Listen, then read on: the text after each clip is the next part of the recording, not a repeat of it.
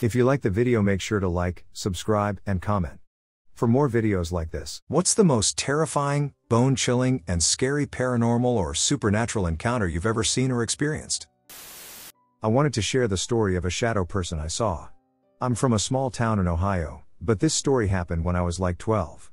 I'm 24 now, just to give you a reference on how long it's been. My cousin and his mom moved a few years ago when I was 12, and my dad and I used to always go to their apartment in Greene, Ohio. As cliché as it sounds, they lived in these odd woods, which are sloped on both sides. Back then, my dad and aunt told me not to go into the woods, and I, being a kid, never listened. One day, me and my cousin were playing in the backyard, and when it was getting dark, my cousin's mom told us to come in for dinner. After an hour, my aunt told me to grab the toys in the backyard and put them away. The sky wasn't black, it was like a dark orange, almost black. As I was picking up the toys, I started to feel a creepy feeling. I guess the best way to put it is that I felt a cold chill all over my spine and felt like something was behind me. So I couldn't help but to look, and when I did, I saw it. A giant slim man cloaked in a Victorian-era long coat and a top hat. He had to be like 15 to 20 feet tall. As soon as I saw that, I just hightailed it with what I had in my arms and ran all the way around the apartment. As soon as I saw the front door, I wrenched the knob open and fell over the little step, gasping for air. Sure enough, my family was asking if I'm okay. But unfortunately, my dad's side didn't believe the paranormal back then. They didn't or wouldn't have believed me back then, and I can't remember if I told them or not. I've got two. The first was Owl Man. My friend and I, probably 10 years old, were having a sleepover and watching a movie while laying down on the couches in my living room.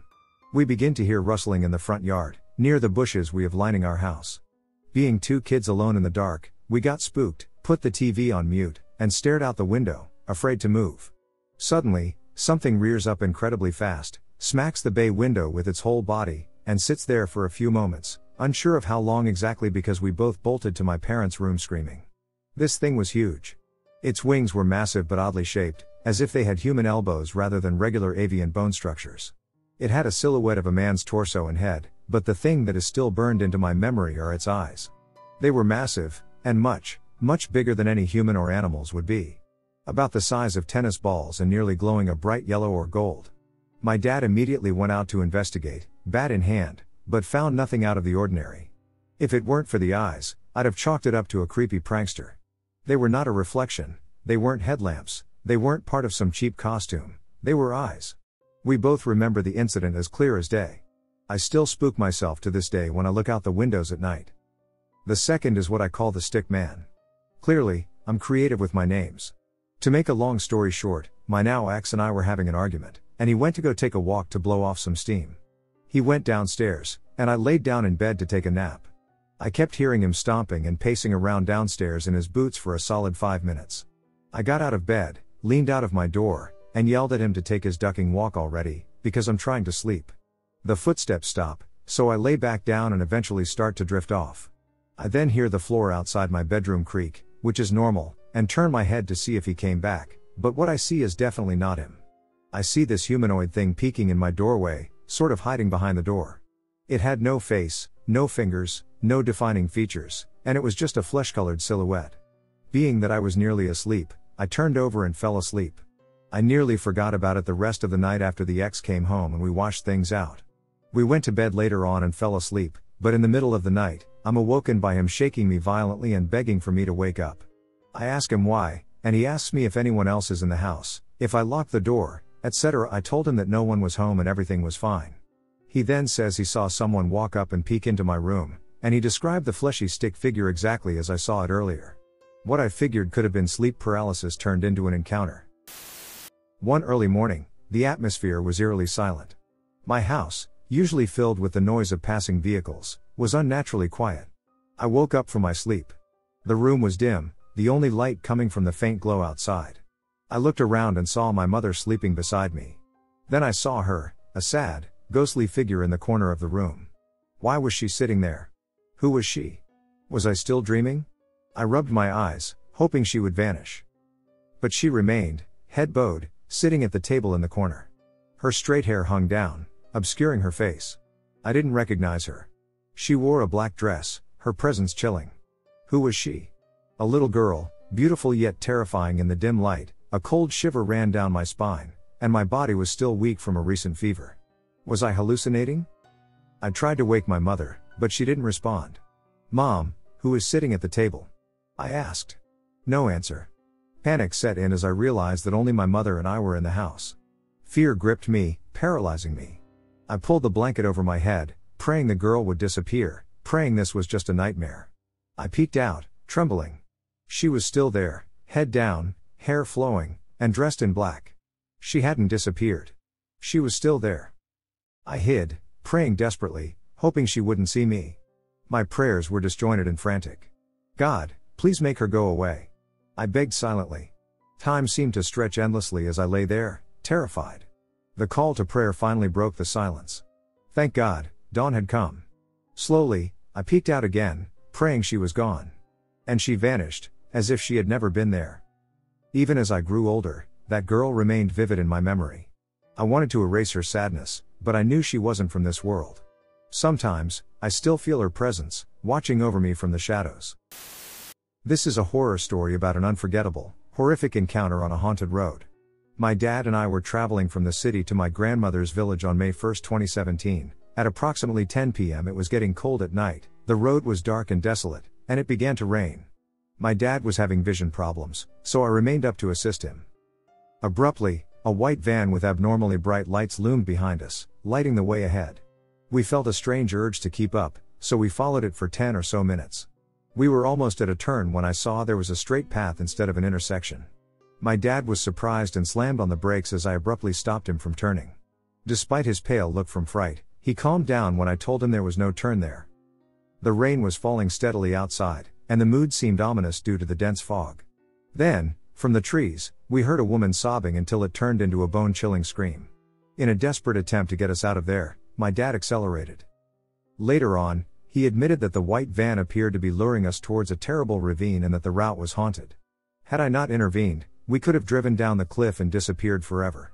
I was scarred by this incident, and I now never sleep when traveling. My grandmother's village's road is infamous for having several accidents and missing people. Ever since that night, I've realized that some roads are home to more than just memories, they are also haunted by ghosts of the past, ready to trap the unsuspecting traveler. I was browsing some videos when a suggested video brought back a chilling memory that still gives me goosebumps to this day. I am not saying this was supernatural, paranormal, or anything, it was just something I experienced and wanted to share. I was about 12 years old when my family and I lived in a small county in Virginia. It was a very small country with a low population. I lived in a small neighborhood where there were about 10 houses located on a straight stretch of road. I had a friend over one weekend when we decided we were going to go to a nearby trailer park to play with some other kids from our school. The trailer park was roughly a mile from the road where I lived, I only know that thanks to maps. Nothing unusual happened until we were coming home that evening. It wasn't late. I don't remember what time of day it was, but I just remember that the sun was still out and it was bright outside. We were walking along the road for about 10 minutes before I kept getting the sense that something was following us. I turned back and looked, and I realized it was a black dog about the size of a full-grown lab. The dog was far enough back that I couldn't really make out exactly how it looked, which could possibly be due to bad eyesight. I just knew it was a black dog. I told my friend about the dog, and he just shrugged it off, but the dog made me uneasy. The reason I felt so uneasy was because I couldn't figure out where the dog had come from. It wasn't out of the ordinary to see a dog roaming around in the country, but it literally just felt like it came out of nowhere. There were only empty fields around us. My friend and I walked on for a bit longer, and I turned back to check behind us to see if the dog was still following us. When I turned, the dog was closer, but still not close enough for me to fully see it. We were walking by a small patch of trees when I checked to see if the dog had gotten any closer to us. My friend had also turned to see. What happened next was almost like a crappy scene out of a bad horror movie. When both of us turned around this time and looked to see how much closer the dog had gotten, the dog stood upright on two legs and walked into the woods. My friend and I freak out and take off, running the rest of the way home. Even to this day, when we talk about it, neither of us really knows what it was. My friend jokes that it was a drug addict just having a severe bender.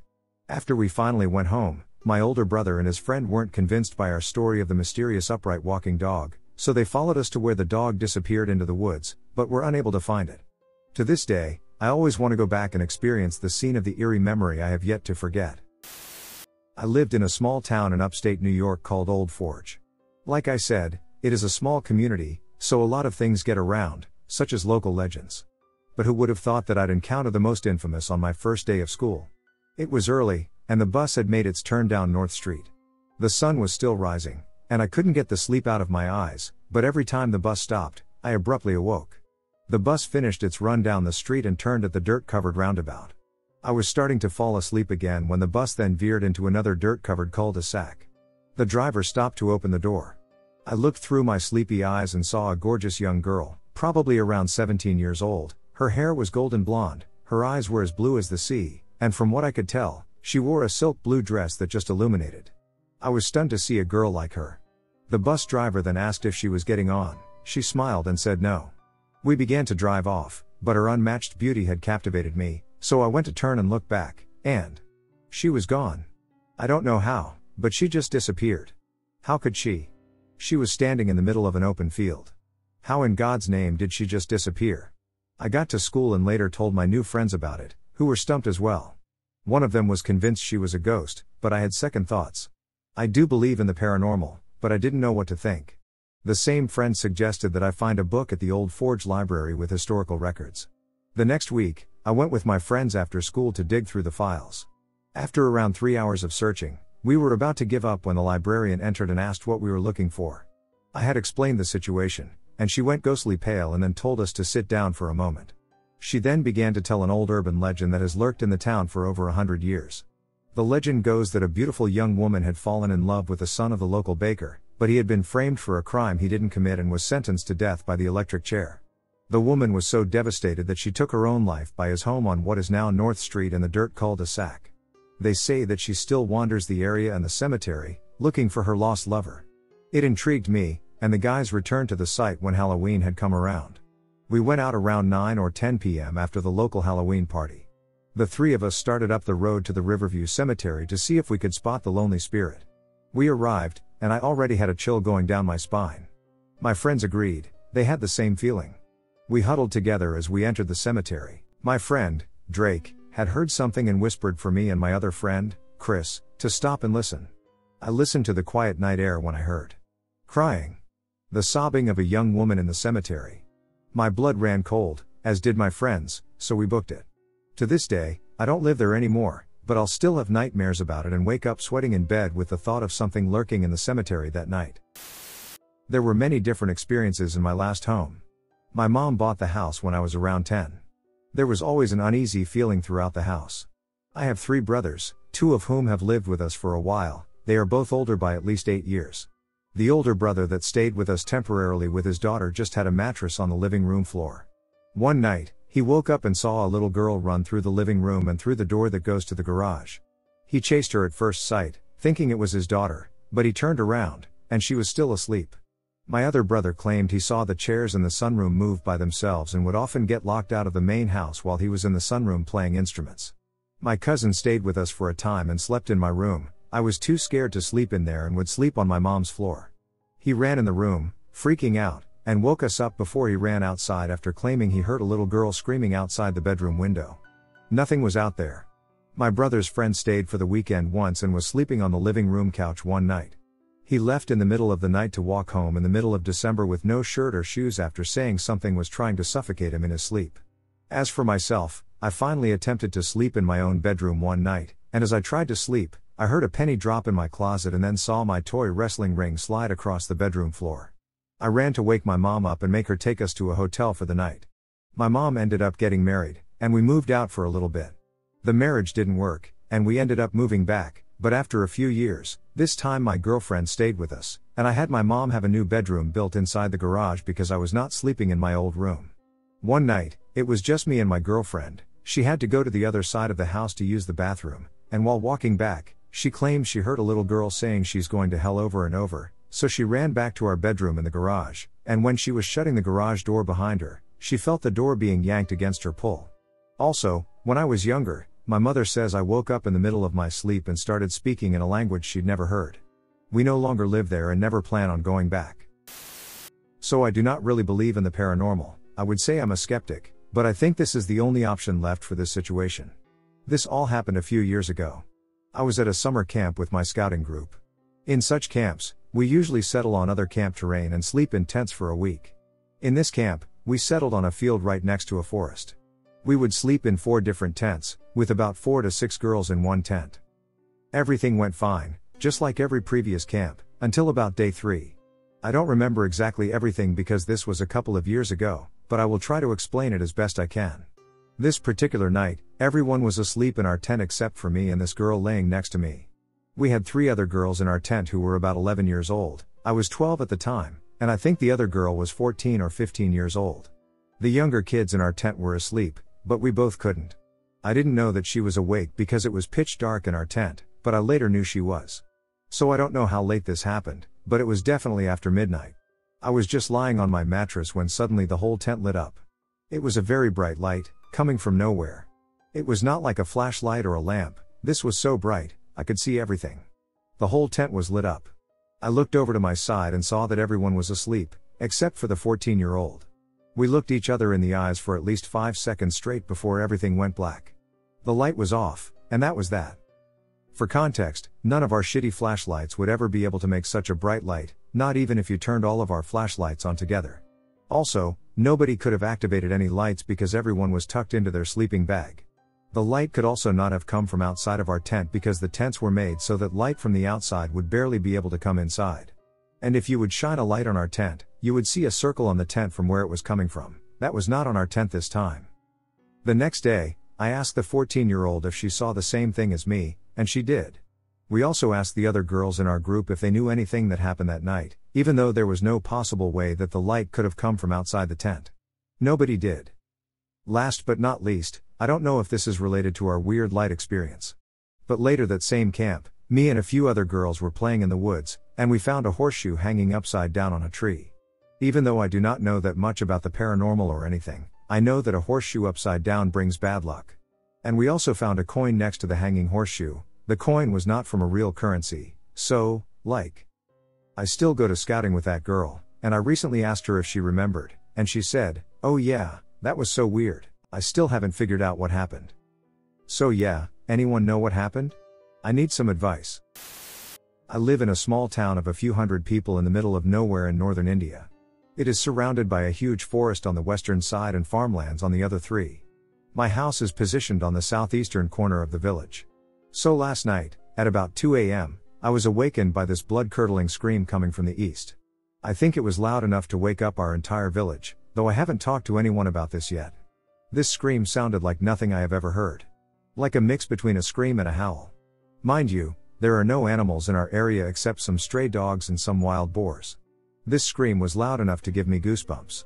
I quickly turned off all my lights and looked out of the window, which faces the south, and that's when I saw it, about 100 meters away from me.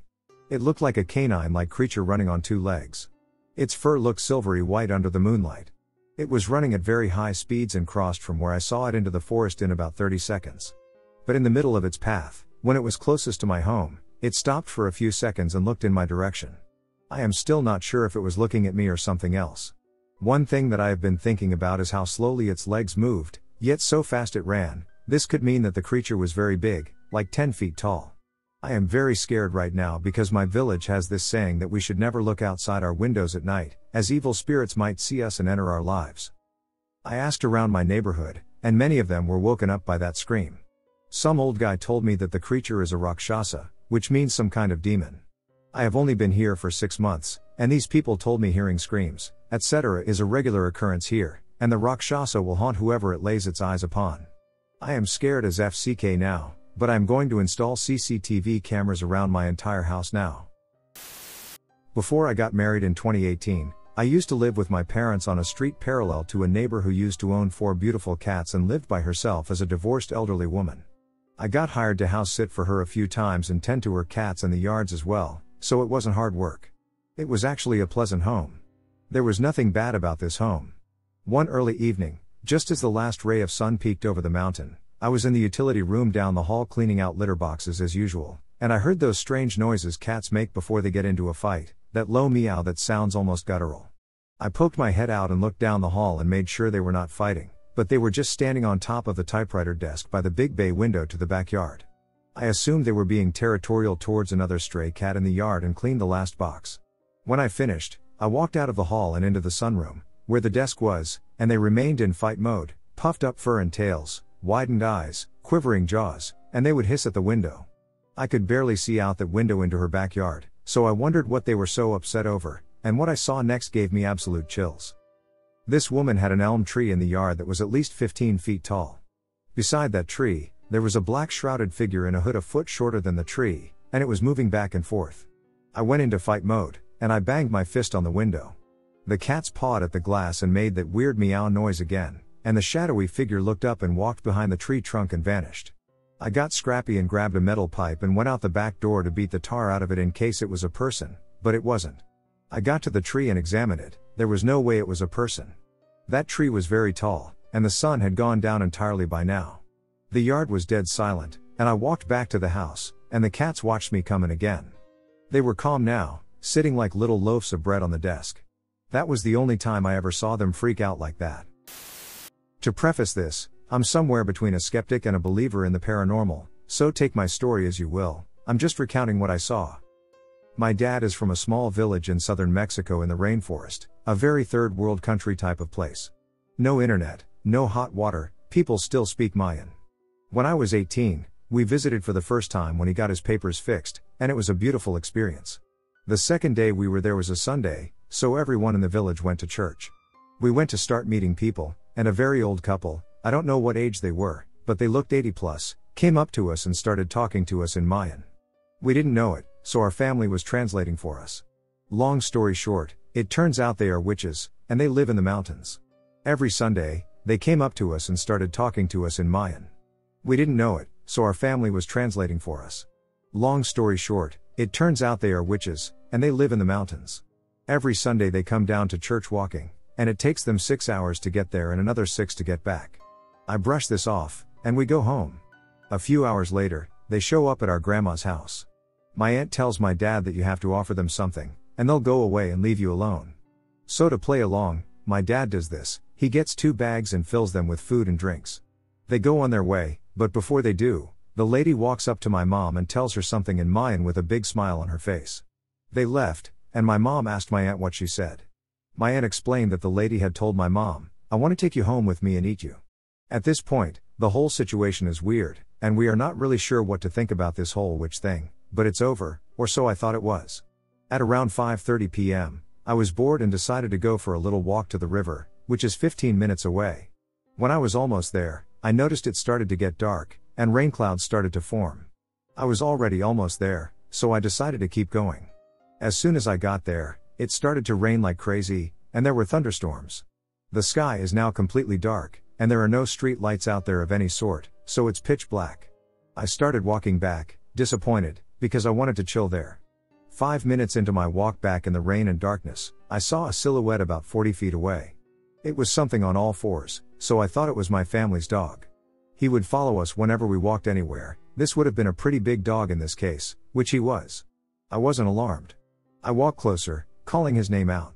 As I get closer, I swear to God, I see this thing start to slowly go from all fours to standing up.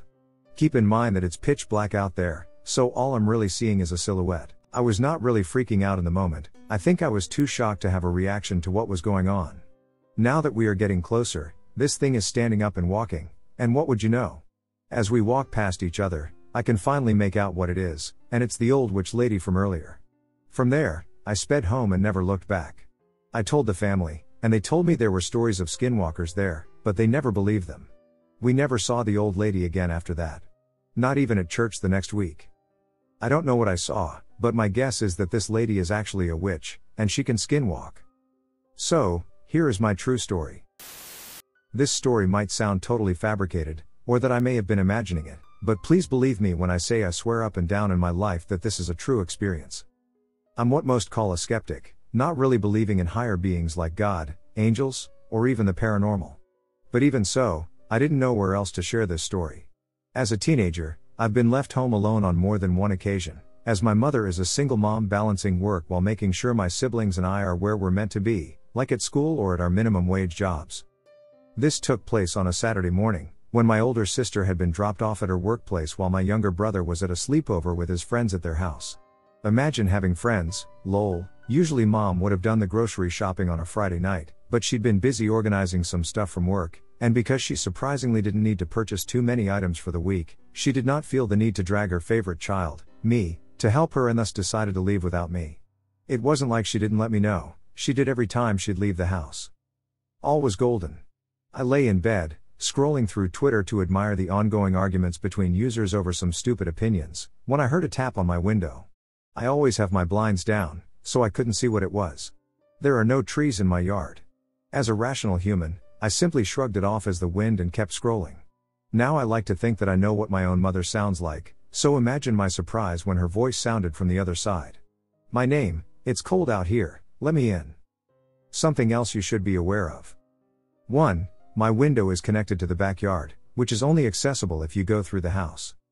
2. My window doesn't open. 3. It's September. In Australia. The later months here aren't cold, that's for sure. And as the walls here are notoriously thin, I would have noticed if the front door opened or closed, as well as my mom's footsteps. So imagine my surprise when I heard this. And yes, it was certainly possible that I didn't hear her, maybe I got too absorbed into reading these tweets. If that were the case, then why wouldn't she have just come back in through the door? It doesn't lock from the outside. She, of all people, should know that, seeing as she's lived here for 15 years. I'm not quite sure what it was, but I started to sweat profusely under my blanket, but I couldn't move. Suddenly overwhelmed by fear? I don't know, all I remember at that moment was feeling the kind of fear that paralyzes you. Unable to move or breathe, I just laid there in silence, waiting for something. It says, my name. Please let me in. It's cold out here. Whatever the flip, this was stopped after mom's car pulled into the driveway. Could it have been a prank? Possibly, but unlikely. My mother isn't the type to prank, she's funny in a sense of witty remarks and snarky comments, but she never pranks. I didn't bring it up, though. I still get chills thinking about it, even now that I'm recounting it. This happened in the summer of 2022. My friends and I were hanging out at the park after dark, smoking some Mary J. Everything was going just fine and dandy until folk tales and such came up. We were talking about Bigfoot, Mothman, etc. I decided to bring up a couple of creatures from indigenous mythology. I don't even want to type out the name at this point because I learned that night that their name can summon them. My friends and I refer to it now as a Winnebago to avoid any consequences. Talking about such creatures at a park after sundown was a stupid-ass decision. I can't say for sure that it was what I thought it was, but it was terrifying either way. Shortly after we brought it up, the coyotes in the woods surrounding the park started going insane. I mean, you could hear them running around, howling, and just going crazy. It made us uneasy for sure, but none of us were really worried just yet. We changed the subject and kept trying to chill, despite the noise. However, the coyotes were soon drowned out by some kind of wail. We had no idea what it was, but it simply wasn't human, we knew that much. It was the kind of noise that chilled you to the bone, and we just knew that something was horribly wrong. It was about then that we realized we fucked up. We're not complete and total idiots. We know what to do if you ever encounter something like this. It doesn't mean I wasn't terrified. We knew we had to get out of there, but we couldn't just run for it. That would be a mistake. Basically, the advice we'd been given was, if you heard something, no, you didn't, and don't act like you did. Don't run, walk. Don't talk about it, just act calm and change the subject. So, that's what we did our best to do as we tried to calmly walk to my car. By the way, we'd stopped smoking long before this point, so I was okay to drive. The wailing, however, only continued to get louder. It's really hard to try to keep the conversation or whatever the FCK we talked about on the walkover. I don't even remember. The walk wasn't that short either. As we started to approach the car, I started to hear a drum beat, just the random single hit of a hand drum. There wasn't anything around that I could see, they could be playing music, not even another car. Nothing visible was in sight to explain any of what we heard. Just the wind moving through the trees, gusting faster and faster. We managed to get in the car and out of the park. The wailing slowly but eventually faded out. When I thought we were at a great enough distance, I brought up the drum beats and how much they freaked me out. As we were talking, we slowly started hearing the screams again. This is when we promptly agreed to shut the hell up. None of us spoke a word for the rest of the night. I've experienced ghosts and demons, in one form or another, for the majority of my life. My dad claims I have ESP, my mother labels me sensitive, but call it what you will, suffice to say, I know they exist. Most of the time, if I see something, It's akin to the light distortion effect of the Aliens camouflage from the Predator franchise. I'll usually get a feeling like someone is in a room, or I'll catch a movement in my peripheral vision. Either way, I've become accustomed to it, and I no longer feel fear. I believe that a ghost is just a person who is just more difficult to see and hear. I've only personally experienced a demon twice in my life, and they were the only times I encountered something of a supernatural nature and felt legitimate fear. My youngest daughter is 2 and has been experiencing sleep regression. This is where the child has undergone some growth spurt or made some developmental leap, and while their brain rewires itself, their sleep, and by extension, the parent's sleep, suffers. My wife and parents were in the living room, talking, and I was in the bedroom with her, sitting in the old swiveling lazeboy in her room. She's in my arms, finally nodding off, and I had also started dozing but suddenly started awake, feeling uneasy. It took a moment for my eyes to adjust, but then I saw them, a set of green eyes staring at me from the right corner of my daughter's bed. They were the color you would expect to come from a freshly activated glowstick. Just 2 fully green eyes, the whites all green and no irises, but 2 pinprick black pupils. I was obviously startled and concerned for my daughter's welfare, not to mention my own. If you've ever parented a child, then you know that you let nothing affect your child's sleep. While feeling terror, I also felt concern that this thing would disturb her sleep. I fumbled with my phone, turning on the dimmed screen. I momentarily squinted, as the screen had been facing me when I activated it. I swung it around toward the ice location. What I saw will stay with me for a long time. As the light briefly illuminated the object, it sat up a little higher, then vanished. It didn't turn or jump off. It just vanished. What I did see in that short glimpse was terrifying, which is the only word to describe my emotional state upon seeing it. Its body was black and lithe, with long and thin arms and legs. There seemed to be a mane of thick black dreadlocks that covered the body like a cloak. The face is what haunts me when I close my eyes. It looked like the porcelain mask of an infant. There were perfectly symmetrical, vertical lines below and above the eyes. The face or mask, whatever you call it, was disproportionately small compared to its body and large cloak of black, almost squarish dreads. It had been perched atop the far right corner of her toddler bed, seemingly staring at us. It was perched like you often see Spider-Man in the comics. It made no sounds or overt movements, save for slightly pricking up as the light illuminated it. I prayed, pleading the blood of Christ over my daughter and myself, praying also for protection from evil. After it vanished and I had prayed, the feelings of dread and fear seemed to vanish with it. Believe it or not, I put her down in bed that night and left her room, closing the door behind me as I left.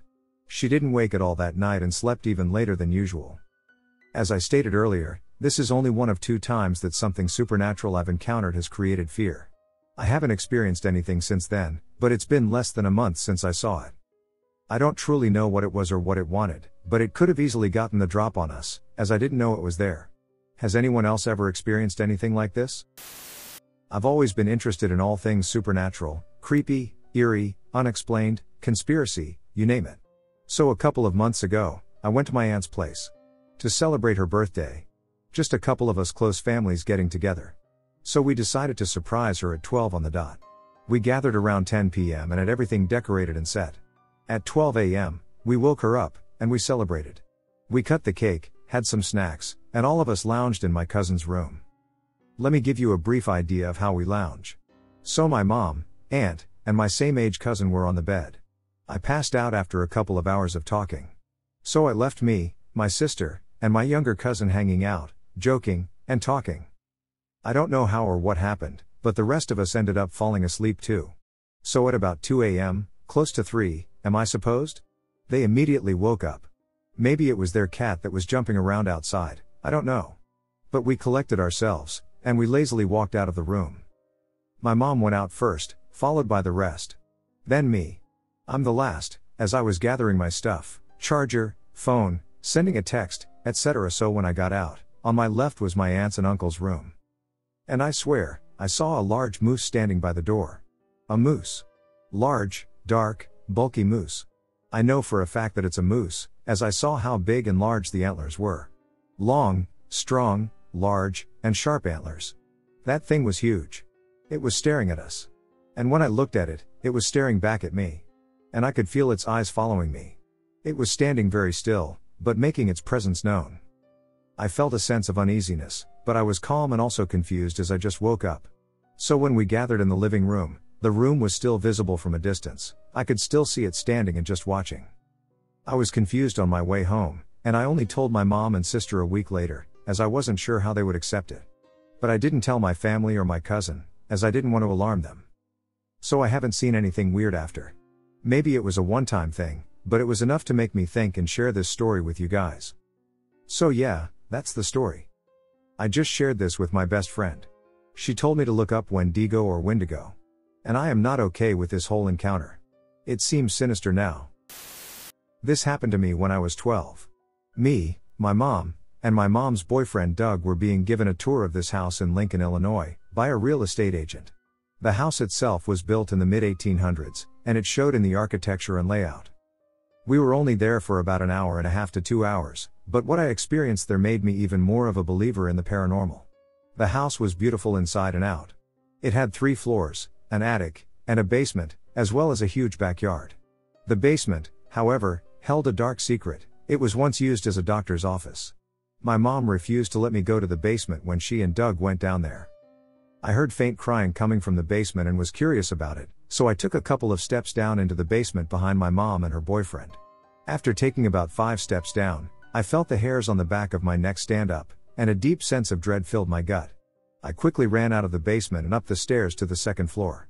Curious about the many rooms up there, I entered a room that was painted light pink and had a large window that faced the backyard.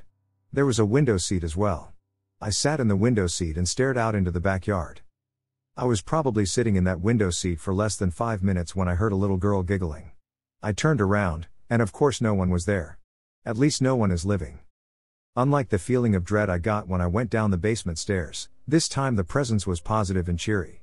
Curious, I began looking for the source of the laughter, getting the feeling this spirit was in the mood for playing hide and seek. I stated, "Well, how am I supposed to find you if I can't see you?" The giggling got louder but abruptly stopped when my mom's boyfriend, Doug, entered the room. He told me that it was time to check out the 3rd floor.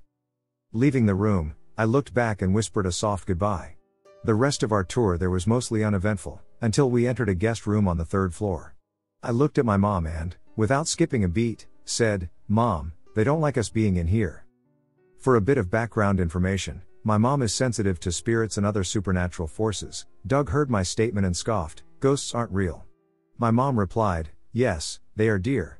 Doug got slightly red in the face and began yelling, "Tracy, stop encouraging Lauren to believe in this nonsense. If any spirit is in this room, I dare it to prove its existence to me." What happened next is something I will never forget and is ingrained in my memory. What Doug said really made the spirit mad, as the heavy wooden framed bed began to violently shake. For reference, the real estate agent said the bed frame alone weighed roughly 200 to 300 pounds, so it was definitely not an easy thing to move. Doug jumped up and ran out of the room. As soon as he did so, the bed stopped shaking, and the door to the room slammed shut with a loud bang. Doug did not say another word about the existence of the paranormal or the supernatural the rest of the time he and my mom were together. We didn't end up buying the house, for obvious reasons. When I was about 13, me and my siblings used to visit our grandparents at their house in Georgia. Their house was situated on top of a mountain in the middle of the woods. House was pretty big, fun in the mornings we could swim and more, but once nightfall came it got scary. Me and one of my sisters used to always sleep in the living room. At night, we'd typically watch scary videos trying to scare ourselves, but it was even more scary considering the front door was mostly glass, so we'd be scared someone was watching us. Every time we'd visit, there was always something strange happening. For example, one time we were in the living room when we heard a crash from the kitchen. A plate thag was on the counter up against the wall. Far from the edge of the counter, it flew off and shattered everywhere. But the scariest thing we encountered was that we were going to get snacks one night, and in the pantry there was a freshly made huge handprint on the window, which was bigger than any handprint I've ever seen before. We brushed it off and began watching our usual scary videos. We saw something that said if you whistled at night and something whistled back then, that meant a skinwalker was near. Of course, we, being kids, wanted to try it out, so we went outside on the porch in the middle of the woods and whistled. We got nothing back and went back inside. A couple minutes later, the dogs started barking like crazy, and we saw movement coming from outside. We freaked out and tried to go to sleep. The next morning, we woke up to find out that someone or something had been on the property and scratched my grandfather's truck like crazy. After this, we asked if anything weird happened in this area, and to our surprise, we found out some pretty creepy information. According to my grandparents and my stepmom, they used to have a different house nearby years ago, before any of us were born. Apparently, a lot of creepy stuff happened on this property, such as dark figures floating around the house, and according to them, they woke up to see what seemed to be a tribe performing a ritual with fire in a circle outside of the house nearby. They later moved out, and the house burned down due to mysterious circumstances. It was proven that the circumstances were indeed caused by humans. Intentions were unknown. Pretty scary. Not only that, but the house was also apparently built on Indian burial grounds, according to them. It still baffles my mind all the stuff that happened. Was it a cult? Was it ghosts and demons? Did they somehow follow them to the new house? Was it a bear, a skinwalker, or a human who scratched my grandfather's truck? Long ago, I had the most terrible night of my life. Living in a tiny, quiet town where everyone knew one another, I was 15 years old at the time. Up until that fateful night, I believed it to be a serene place. My older sister, Emma, was watching me while my parents were out for the weekend. At 16, she cherished the notion of being in command. We decided to see a movie that evening. Halfway through, there was a knock on the door. Emma put the film on hold. We assumed it was just a friend or neighbor. However, when she opened the door, nobody was inside. We dismissed it and resumed watching our film. We assumed it was simply some of the other kids pulling practical jokes, so we weren't concerned. I heard a strange tapping sound on my window later that night and woke up. The darkness made me a little afraid, but I forced myself to look through the blinds. I noticed someone or something completely dark standing in our backyard and simply staring at the house there, under the faint glow of the moon. My heart pounded. I hurried to wake up Emma in her room. The stranger was gone when the two of us looked again. When we told our parents about the experience the following day, they assumed it was just a lost traveler or a visitor of the neighbor. However, I couldn't get rid of the uneasy sensation I had. The tapping reappeared the next night, more insistently. It seemed like someone was attempting to frighten us on purpose. Emma contacted our parents after I told her, but they didn't pick up. We were terrified and alone. Emma made the decision to call the police, but the tapping ceased as soon as she answered. Though relieved, we were nevertheless uneasy. We attempted to sleep, but we were startled awake by a tremendous explosion coming from downstairs. Taking a flashlight, Emma led the way downstairs on tiptoe. The living room was in disarray, with cushions from the couch strewn all over the place and books flung off the shelves and onto the floor. Then, from the kitchen, we heard a whisper, a soft, unsettling voice. It was making slow, eerie music. Emma motioned for us to steal back upstairs, but before we could turn, the kitchen light suddenly went on. After breaking into my room and pushing my dresser against the door, we ran upstairs. We gathered close, listening to the heavy, sluggish footfall that began to ascend the stairs. They halted directly in front of my room. The doorknob tinkled softly at first, then louder. We were shaking, clinging to one another. A moment of silence fell over the house, and then a raspy, gentle voice spoke out from behind the door, "I know you're in there, kids." We remained silent. Then there was a fading sound of footsteps. We didn't go to bed until after midnight. We were afraid to breathe at all. When our parents returned in the morning, they discovered us dozing off in my room, with the furniture still in the way of the door. They called the police after we gave them our whole explanation. Although there were no indications of forced entry, the officers did discover footprints outside, under my window, and all over the house.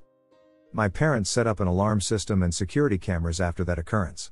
The police presence in our neighborhood has grown. The most terrifying aspect, though, was that the individual who had followed and scared us that evening escaped justice. I sometimes hear a light tapping when I'm by myself, and I freeze, wondering if it's my imagination or if my stalker has come again. Drugs and ghosts. I've had unusual experiences with the supernatural. Alright, so I am aware of how questionable this sounds, but I think it's still interesting. I like to keep an open mind about my own experiences, but I am perfectly okay with them just being weird, high delusions. I've only had 2 experiences like this, and they're not crazy, but they are kind of fun. First encounter. A few years ago, I accidentally took 10 tabs of acid at once. I thought I bought like a tab, not 10. Needless to say, I went through the realms, and the realms came crashing down on me. I saw lines of light connecting each of the stars in the sky. Like a laser grid. I saw what I thought was the apocalypse. There was fire everywhere outside and sirens going through the night. As I was sitting on my bed, that's when I encountered something I consider paranormal. I heard a dog breathing next to my ear, and I felt the weight of a 4-legged creature on the bed. Like an invisible dog. The next day, I thought it was a hellhound coming to take me away, but I was okay. It wasn't until later that the breathing actually reminded me of an old dog who had passed a while ago. It was kind of nice that, in my hour of need and stupidity, she still had my back. I admit that I was just high, but kind of cool. Do not do what I did, please. Be responsible. You can do without the existential crisis. Second encounter. Me and my buddy were hanging out, and we wanted to smoke some weed. He said he knew a spot, and it was at a cemetery. There was like a huge man-made pond there, with very few people occasionally bird watching or getting that fresh air. It was a nice spot. Stereotypically, it was around 4:20. We smoked a joint covered in keef. It's lovely, a sativa, if I remember correctly. Well, we got an Uber, so we decided to walk around this park and cemetery. It was a nice walk, and it was an enjoyable day. There were other people there doing their thing. It was chill and relatively empty. As we were walking down this path, I saw a crowd of people just standing around, hanging out. I figured it was just people visiting their loved ones or having some type of informal get-together or visit, but it was weird because they were kind of just standing around, and it made me uncomfortable because I thought they were staring at us. I saw their pets hanging around, playing, but as we got closer, they got fuzzy. Like their bodies were dropping in render quality. As we kept moving forward, they turned into gravestones. I was looking at gravestones, not people, but it was clear as day a second ago that they looked like people, but nope, they turned into gravestones. I had to do double and triple takes just because I was so flabbergasted. The detail is what strikes me. I could tell what they were wearing, I saw their features from a distance, but a person at a distance you can recognize as a person, and it was a whole crowd too, but yeah, it was just gravestones. That one was an interesting experience, but again, I was high. So they're very easy to brush off, but I think they're fun little stories, and for sure, they're probably nothing but high daydreams. It's still fun. I haven't seen any ghosts since I was high or sober, but thanks for listening. I grew up on a large estate, surrounded by nature. It was very isolating, and I had no neighbors until I moved out. The house itself is big and old, which prompted many comments from friends comparing it to a horror movie house. When I turned 17, I moved out to go to university, which didn't please my grandparents, who were the other house residents, so I avoided coming back. Ever since I moved out, I started having vivid dreams of walking alone at night, something I never did. I roamed the streets around it, always alone and searching for someone. I was annoyed with the frequency of the dreams, as they came multiple times a week. At the time, I started having other odd dreams that ended in weird coincidences. I dreamt of places I hadn't been in years, and the next day, I got invited to go there. I dreamt of random objects and got gifted with them. The same thing happened with people. Still, those dreams came and went, but the dream of walking alone persisted. I once went back to a party there a few years later and decided to take a ride back downtown so I could go home. I hopped in a car with some relatives, and another car was following us. It was dark, and the second car got lost. I called the people in the other car and oriented them to get back on the main road. We waited for them in front of an old slaughterhouse, and I mentioned how I always dreamt about walking down those roads almost every night but that I never got to do so. The people in the car all believed in spiritualism, and one of them said I should pay more attention to those dreams. I shrugged and let it go. When I turned 20, I decided to move back with my grandparents and go back to living in that house. The dreams got more frequent. After a few months of moving back, they had to leave town for a few days, but I couldn't come with them as I had to shoot some things for university. They left on a Friday afternoon, and I invited a friend to sleep over with me. She had to take a train and then call an Uber to get to my house, something she had done multiple times. She ended up being late and arriving in my town almost at midnight. It would have taken about half an hour for her to get here from the train station, but as time passed, she wouldn't arrive at my house.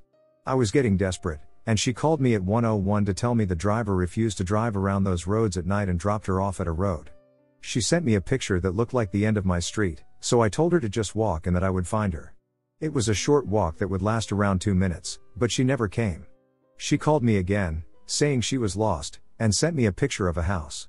I told her to stay there and that I would go looking for her. I walked around those streets alone, wearing a white nightgown and pin curls in my hair.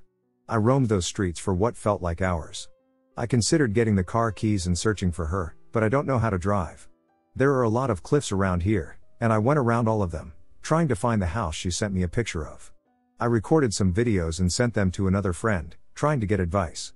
She told me to call an Uber to pick her up, and I did that. I kept trying to find the house by its number, just in case. The Uber arrived, and after I calmed down, I started questioning my friend about the identity of the woman who let her go inside the house. She described herself to me, and I decided to look for her so that I could thank her. I called another one of my friends, who would be joining us the following day, to tell her about the story. Her boyfriend picked it up and said she was in the hospital, as she had poured boiling water in her hands and had to have it looked after. I noticed she had called me at the same time it happened, and, coincidentally, it was at 1:01, the time my lost friend called me to tell me she was lost. After that night, the dreams of walking in the woods stopped. I had driven by the area multiple times searching for the house and never found it. I live in fear that I will have to walk there by myself again, and something worse will happen. My sisters and I used to rent a house together. I lived there with my fiancé and dog. Strange things would happen at night. I once saw a 7-foot shadow stroll past the side of my porch. I was smoking at the time, and it was late at night. So I figured I was just tripping. My cousin had stayed with us for a week a few months later. She rushed inside one night while smoking a cigarette. She told me that she'd seen a 7-foot shadow walk along the side of the house. I wish I could say it had been reassuring, but part of me wanted to believe it had just been a hallucination. We had a sliding glass door that led out to the porch. We didn't have blinds for it, so at night, it gave you a clear shot of the porch from the kitchen. I would avoid that area at night. I always felt like something was watching me in the darkness. We moved out of that house for a few months, but my sister stayed behind with her roommate. When I moved, we threw away our dog cage. A few weeks later, my sister and her roommate heard the familiar rattling sound of the bars. It had come from one of the empty rooms in the back. I kind of laughed this off and jokingly referred to it as the ghost dog. We moved back in with them a few months later. It was around 4 a.m. in the morning. I awoke suddenly to the sound of a dog whimpering. It had been coming from underneath my bed. My dog liked to sleep there. So I thought my dog had either been hurt or had a bad dream. Whenever my dog had been whimpering, I would always rush to his side to check in on him, but something had caused me to hesitate. There had been a deep, ominous chill in the air. That feeling, the spine-chilling feeling I had felt from the porch. The feeling of being watched. The whimpering continued, and I called out quietly to my dog in the darkness. I gathered what little courage I had and switched on my phone's flashlight. I quickly slid off my bed and leaned down to peek underneath. The whimpering stopped as my flashlight lit up the darkness. I looked around in confusion when I found nothing but stray clothing that had been sucked up by the abyss of my bed. My dog hadn't been there. My eyes lit up with horror as the whimpering sound resumed directly behind me. That's when I noticed. The sound had an odd, chilling tone. I quickly spun around to face my closet, which had been wide open. I always closed it at night. Call me paranoid, but I always felt anxious when it had been left open at night. I had practically been crouched on the ground directly next to it. I quickly got up from the ground and scanned the darkness for my dog. My flashlight fell upon him, and he slept peacefully. I was curled up by my fiancé's feet. He's a big dog, and my room was small. He couldn't have moved that quickly without my noticing. I wonder if whatever I had heard had been a ghost dog. Or if it had been that shadow me and my cousin had seen, trying to lure me out of bed late at night. We moved out of that house. I now keep drapes on our siding, the glass door, and all of the windows. I still occasionally get that feeling. When someone leaves the drapes slightly ajar at night, the intense, chilling sensation of being watched. I invited my pals Ryan and Cooper to spend a night playing board games in my dorm when I was a college student. We decided to use a Ouija board to liven things up after a few rounds. We were upstairs in my room, and it was about 2 a.m. We set the scene with the lights on, disregarding the fact that our institution, for some reason, had multiple basements. Are there any spirits in this room? Was the first question we posed. The planchette moved straight to yes twice, as if it were resolutely confirming its existence, which surprised us. We dismissed it at first, thinking it was just a ridiculous game. When we asked the spirit to name herself, she said Susie. We laughed, feeling that was a really ordinary name for a ghost. We were so curious that we had to ask, "How did you die?" The planchette slowly moved, forming the words in the basement. Our school had multiple basements, so Cooper was confused and inquired, "Which basement?" In response, the board said, "Number 3. Our spines tingled as we realized we were in basement number 2. Even though we were getting nervous, we kept going. We inquired again, "How did you die?" The planchette read, "From a sword." This further perplexed us. In 1945, the year World War II came to a close, the school was constructed. Why would a sword be used in this situation? Even though we were getting scared, we went to investigate basement number 3. Our flashlights flared over something metallic as we cautiously stepped inside. There was a sword leaning against the wall. It was hovering, though, as if it were pinning an unseen figure to the wall rather than merely resting there. It was surrounded by charged, heavy air. It dawned on us suddenly that Susie was still there, her spirit imprisoned. We fled back to our room in a panic, our hearts racing. Can we end this game? I blurted it out as soon as we were inside safely. Planchette moved to the word yes. We never touched the Ouija board again. That night's memories persisted, a terrifying reminder of the invisible. I, female 26, have been living in my trailer home, about 45 minutes north of San Diego, California, for just over 3 years. I had roommates up until January, when we put the house on the market, and everyone but me moved out. The house is mostly barren, and I keep everything locked at all times because I don't live in the best neighborhood, plus, I'm a bit paranoid. I'm moving to upstate NY in 3 days, which is why everything is barren. I do have 4 cats, 2 are mine, the other 2 are my sister and brother-in-law's, and I promise this all pertains to my story. Last night, I put on pink or brown noise to help me fall asleep. Just the noise, no books or stories. Within a few minutes, I was out like a light. The cats were asleep in bed with me. Around 2/3 am, I honestly don't know, I didn't check, the cats and I were startled awake by a loud knocking, not quite pounding, on my carport door. At first, I thought maybe it was part of a dream. I have quite vivid dreams, so I pulled my blanket closer and kept my eyes closed. The knocking had stopped after a little bit, then there was a pause, and it began again at the front door. This caused one of the cats to claw into my chest. Now I knew I was awake, and it was real. The knocking stopped again, and I moved back to the carport door, but this time I heard my name being called. Not called by just anyone, though. By my birth father. Now, I haven't spoken with this man in 7 years. A chill ran through my body, and I felt nauseous. How did he know where I lived? Why was he here at such an outrageous hour? What in the holiest of hells did he want?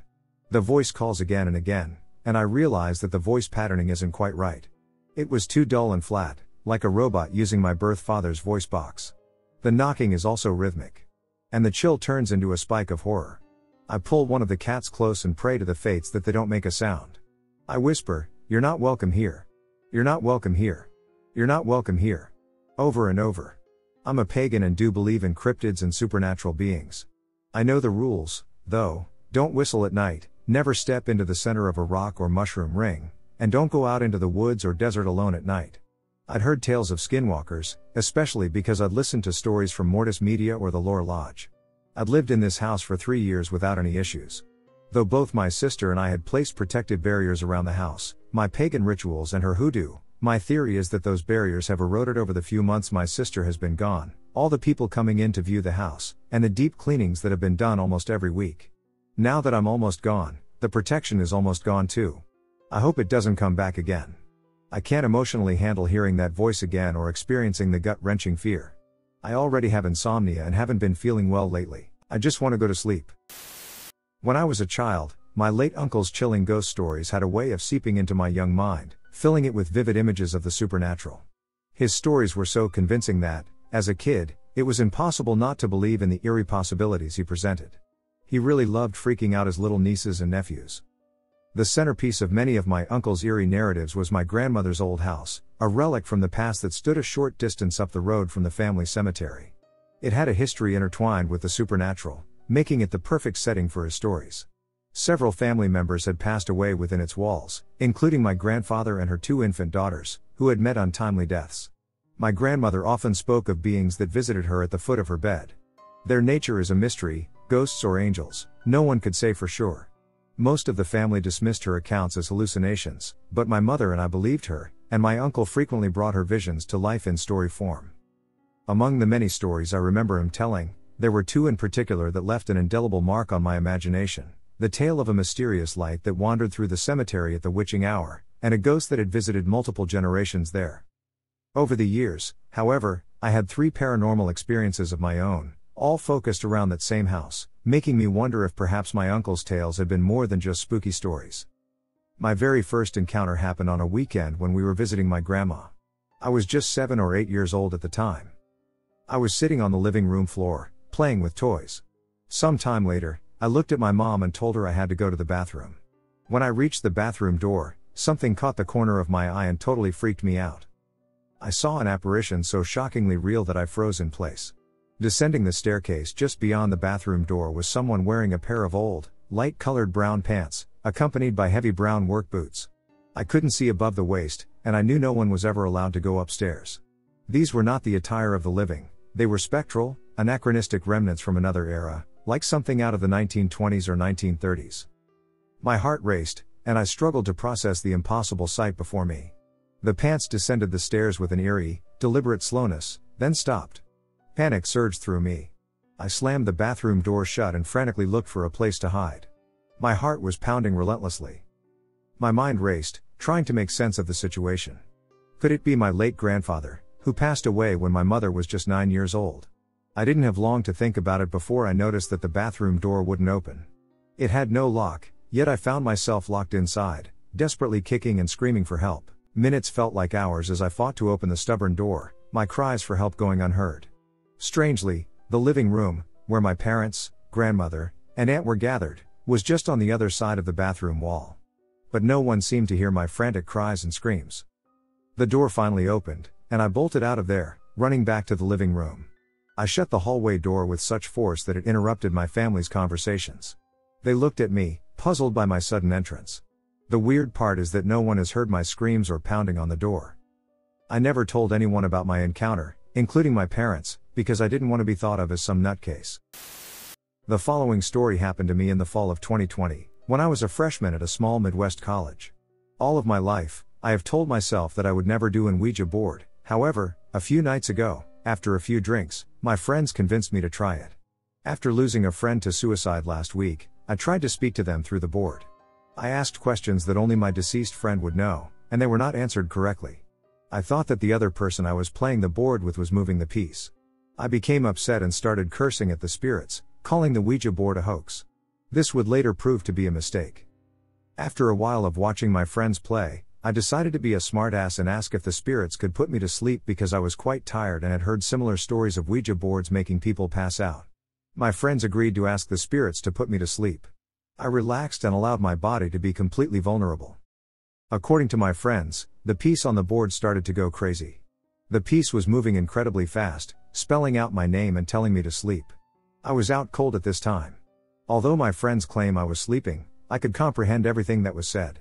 Once the board had spelled out "wake up," my eyes opened and I could see and talk, but my body was completely paralyzed. I tried my best to remain calm, but I was completely stuck. I was able to talk to my friends and tell them what was going on, but they did not believe me. Their minds did, in fact, change after another guy came up and hit me in the man parts. I didn't flinch, and that was the point. Everyone believed what was really going on. I wanted to get out of the state I was in so badly that I was terrified. My friends went back to the board and tried to have the spirits put me back to normal. In the process, I was snapped in and out of being able to talk or not. At one point, I started crying. I have no idea why I was crying, but it just happened. I did not have any control over my own emotions. After the crying became uncontrollable, creepy laughter along with very strange, stiff movements of my limbs followed. At this point, it was clear to me that I no longer controlled my own body or actions. I tried my best to fight whatever force had control of me, but I just couldn't. It all came to an end when a voice inside my head kept repeating, "Follow the light." Shortly after, someone in the room turned on the light switch, and I simply snapped out of it. I woke up with pure joy, thankful to be out of the state I was in. I jumped into my friend's arms with the joy of having control over my body again. In the aftermath of that fateful night, the encounter with the Ouija board became an indelible chapter in my life. The skepticism I once held transformed into a profound awareness of the mysterious forces that can transcend our understanding. The struggle for control over my own body, the unsettling commands, and the eventual release after following an enigmatic directive left an imprint on my consciousness. This experience compelled me to acknowledge the existence of unseen dimensions, urging me to approach the spiritual world with newfound respect and caution. As I reflect on that fall night, I carry with me not just a story, but a profound lesson about the complexities of the supernatural and the delicate balance between curiosity and the potential dangers that lie beyond the veil. So this happened to me when I was about 18 years old. My family moved to a new home, only about an hour away from where I used to live. Which wasn't really a big deal since I was able to keep in touch with my close friends. A little backstory on myself. I am an only child living with my parents and my dog, Zoe, who is half golden retriever and half pit bull. Pretty interesting mix, if you ask me, but I love her nonetheless. The first instance from when we first moved into the home gave me a traditional feeling, if you get what I mean. The home was an old colonial-style home with 3 bedrooms and a bathroom. One day, I was doing my business on the toilet when I heard Zoe scratching at the bathroom door. I decided to let her in so that I could keep myself company. She came into the bathroom with a warm greeting and found a spot in front of me to lay down. A couple of minutes have passed, and Zoe immediately jumped into alert mode. She quickly gets up and starts staring at the top corner of the wall behind me. No growling or anything. Just standing there, putting her full attention in that direction. I didn't mind this behavior because I figured dogs normally do weird things. However, my suspicion didn't start until I noticed Zoe was awake in the middle of the night. A couple of days after the first event, I woke up around 2 a.m. to go to the bathroom when I noticed Zoe awake in the living room. And, you guessed it, she was staring at the corner of the living room wall, silent. I quickly called her name, and her fixation immediately broke. I let her come into my room and sleep with me for the night. I thought to myself that it might be too much of a coincidence, but I did not want to overthink it further and freak myself out. Here's what took the cake for me. Fast forward about 2 weeks later. My parents were out of town, visiting family out of state. So I had the whole house to myself for pretty much a whole week. I was lying down on the living room couch with Zoe, watching TV. Then, all of a sudden, a gust of wind blew past Zoe and me. Zoe immediately jumped up and started snarling with her head tiled upwards, facing the ceiling. I had chills run down my spine as I frantically grabbed a bat from my room, thinking someone was trying to break in, and ripped through the screen off the living room window. I cautiously walked back with my heart beating from my throat while Zoe was a couple of inches next to me, still growling, facing the sofa. I approached the living room window and found that it was sealed tight. I checked all the other windows in the house and even checked the locks on each door. Nothing can explain the gust of wind since everything was closed and locked. I called my cousin, who lived about 10 minutes away from me, and asked if I could sleep over for a couple of days, and if he didn't mind if Zoe could come along too. He agreed, and I ended up sleeping over there until my parents came back home. As soon as they came back, I went to pick them up from the airport and immediately told them what had happened in the living room. My parents are a little superstitious, but they told me they noticed that they did feel a little uncomfortable when going about their days. My dad even told me that he was taking a nap on the couch once and woke up to look at the TV that was still turned off and see a dark figure pass by. Can you imagine that a turned off TV is already dark, but my father was able to see something even darker? The story that my mom told me made my heart drop. She told me that while she was cleaning the house a few times, she would catch Zoe staring at the ceiling of the living room. Not only that, but also in the bathroom and in each bedroom room. Cold chills ran through me. I told my parents that, and that's exactly what I've experienced too. We called a priest a few days later to come over and bless our house.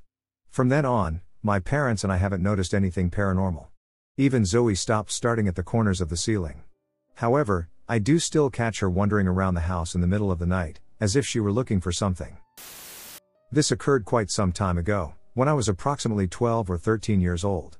I am now 17. My dad lived in a different house from me and my mom, and he was finally settling in. I was staying over for the night on the weekend, as I would regularly do. We both acknowledged that the kitchen was weirdly designed, and by that, I mean the counters were placed in odd places, so you'd have to walk around, kind of like you were in a maze with the fridge right at the end that would then lead into a garage. If that makes sense, whenever I would stay, I would always feel odd and on edge. For some reason, I could never get comfortable and relax. I always felt as if I was being watched of some sort.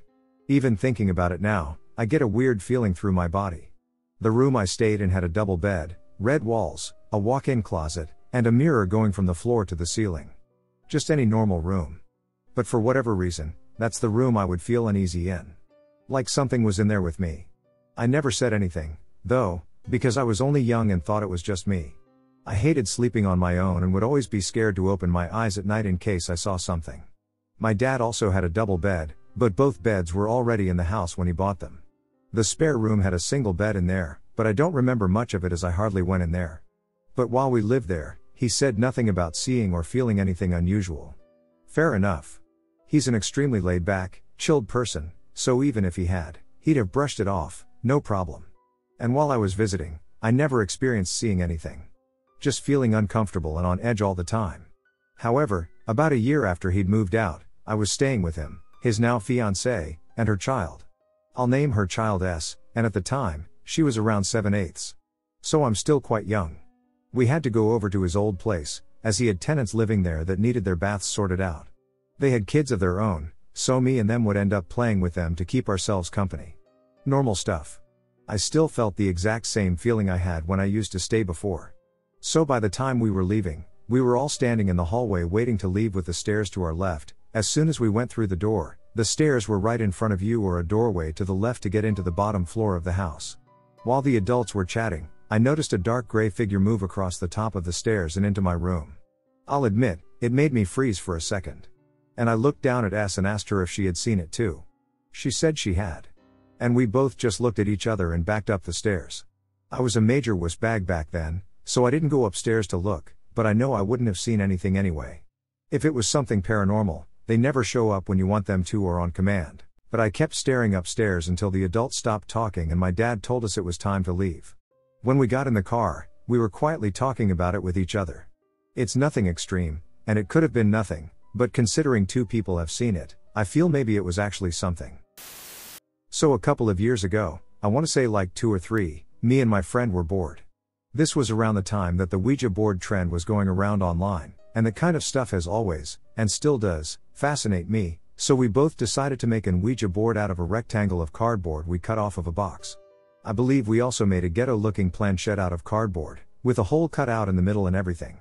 So anyway, we brought the thing into the basement of my house, already a huge mistake, as I learned after, and we started messing around and using it.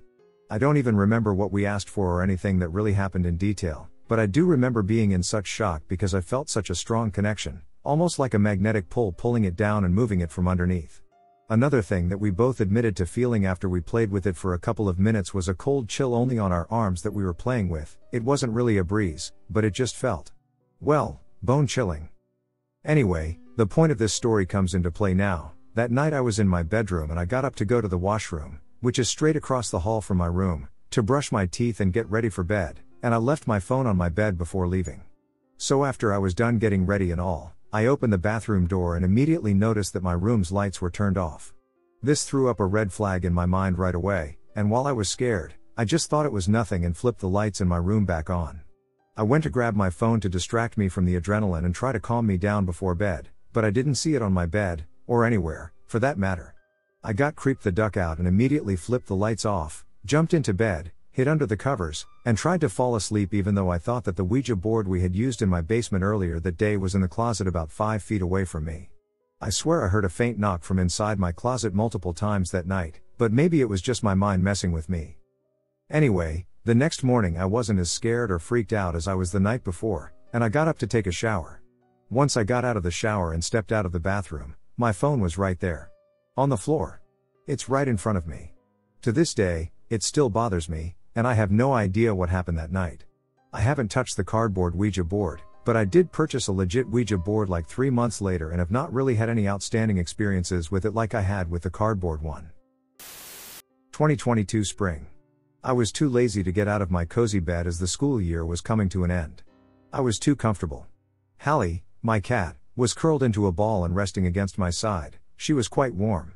After grudgingly getting out of bed, I apologized to her and changed into my daytime clothes.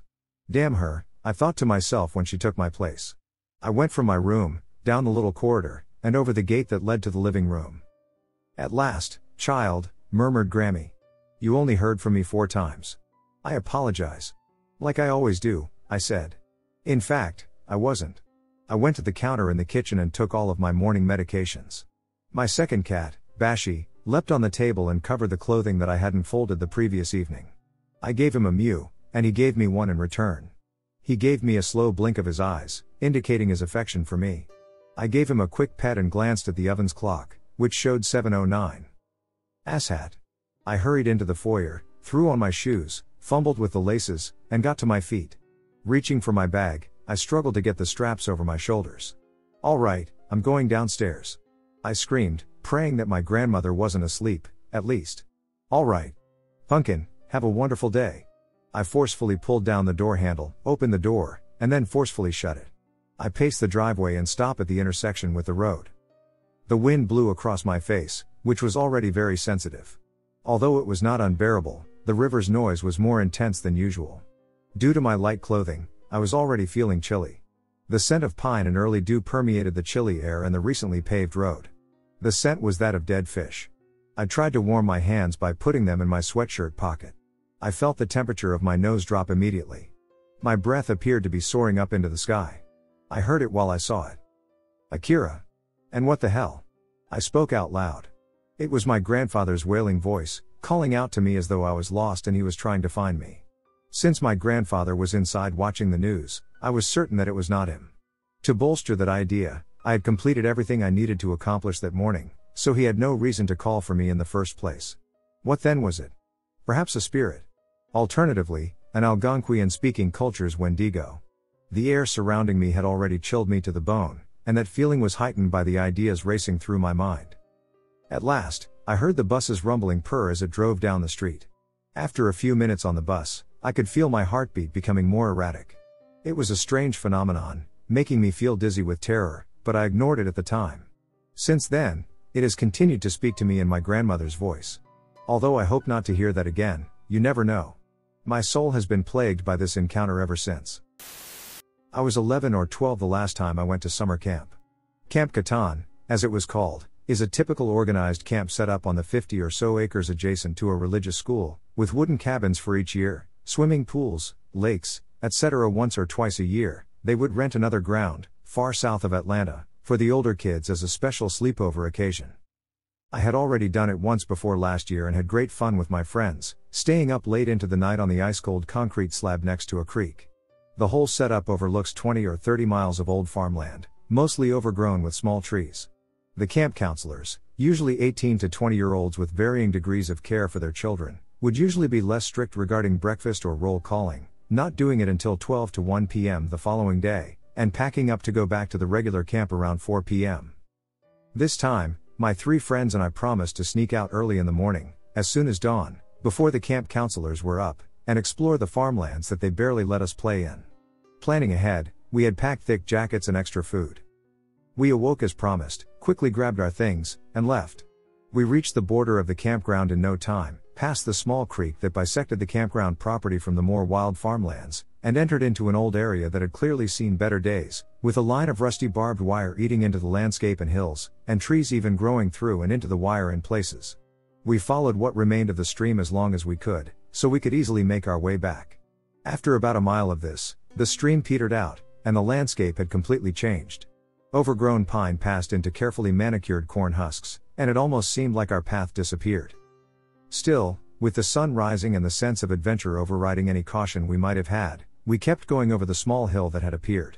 A person with a broad cap and overalls, clearly a farmer of some sort, saw us as we made the crest, but we were too far from him to easily reach and question him, and we quickly moved off as he called.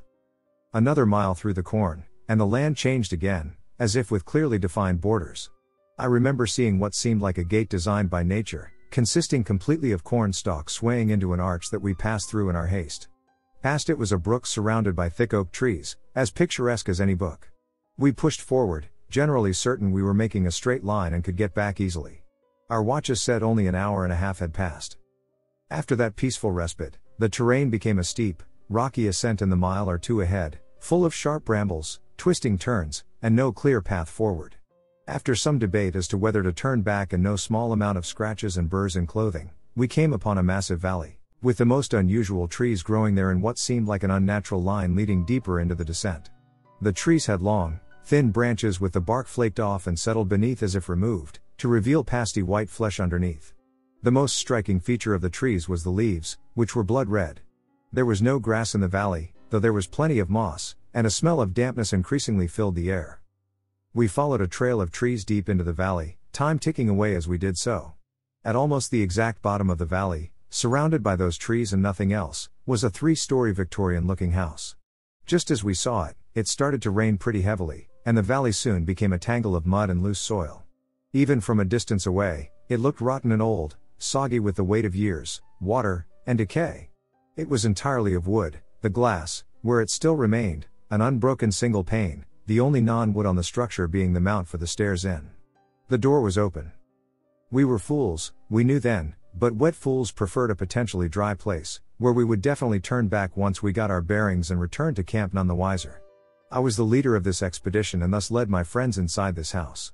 I placed my foot on the first step, its hollow rod unmistakable but still holding my weight, and continued quickly into the main foyer, urging my friends on. The entrance was about 8 feet long by 6 feet wide, with a long stairwell going both to the second and third floors behind us. There were clear holes that led to some darkness in some of the second flooring you could see while following the stairwell, which was lit by the large window space in the front of the house. The sound of water was loud and unmistakable, but the entry, with the open door, was dry. Beyond the lit area right next to the open door, the house was dark, smelling of mold and wet, as well as the creaking of the wind and the draft of our other companions. We had settled down for a minute or so while I put down my pack and pulled out my compass.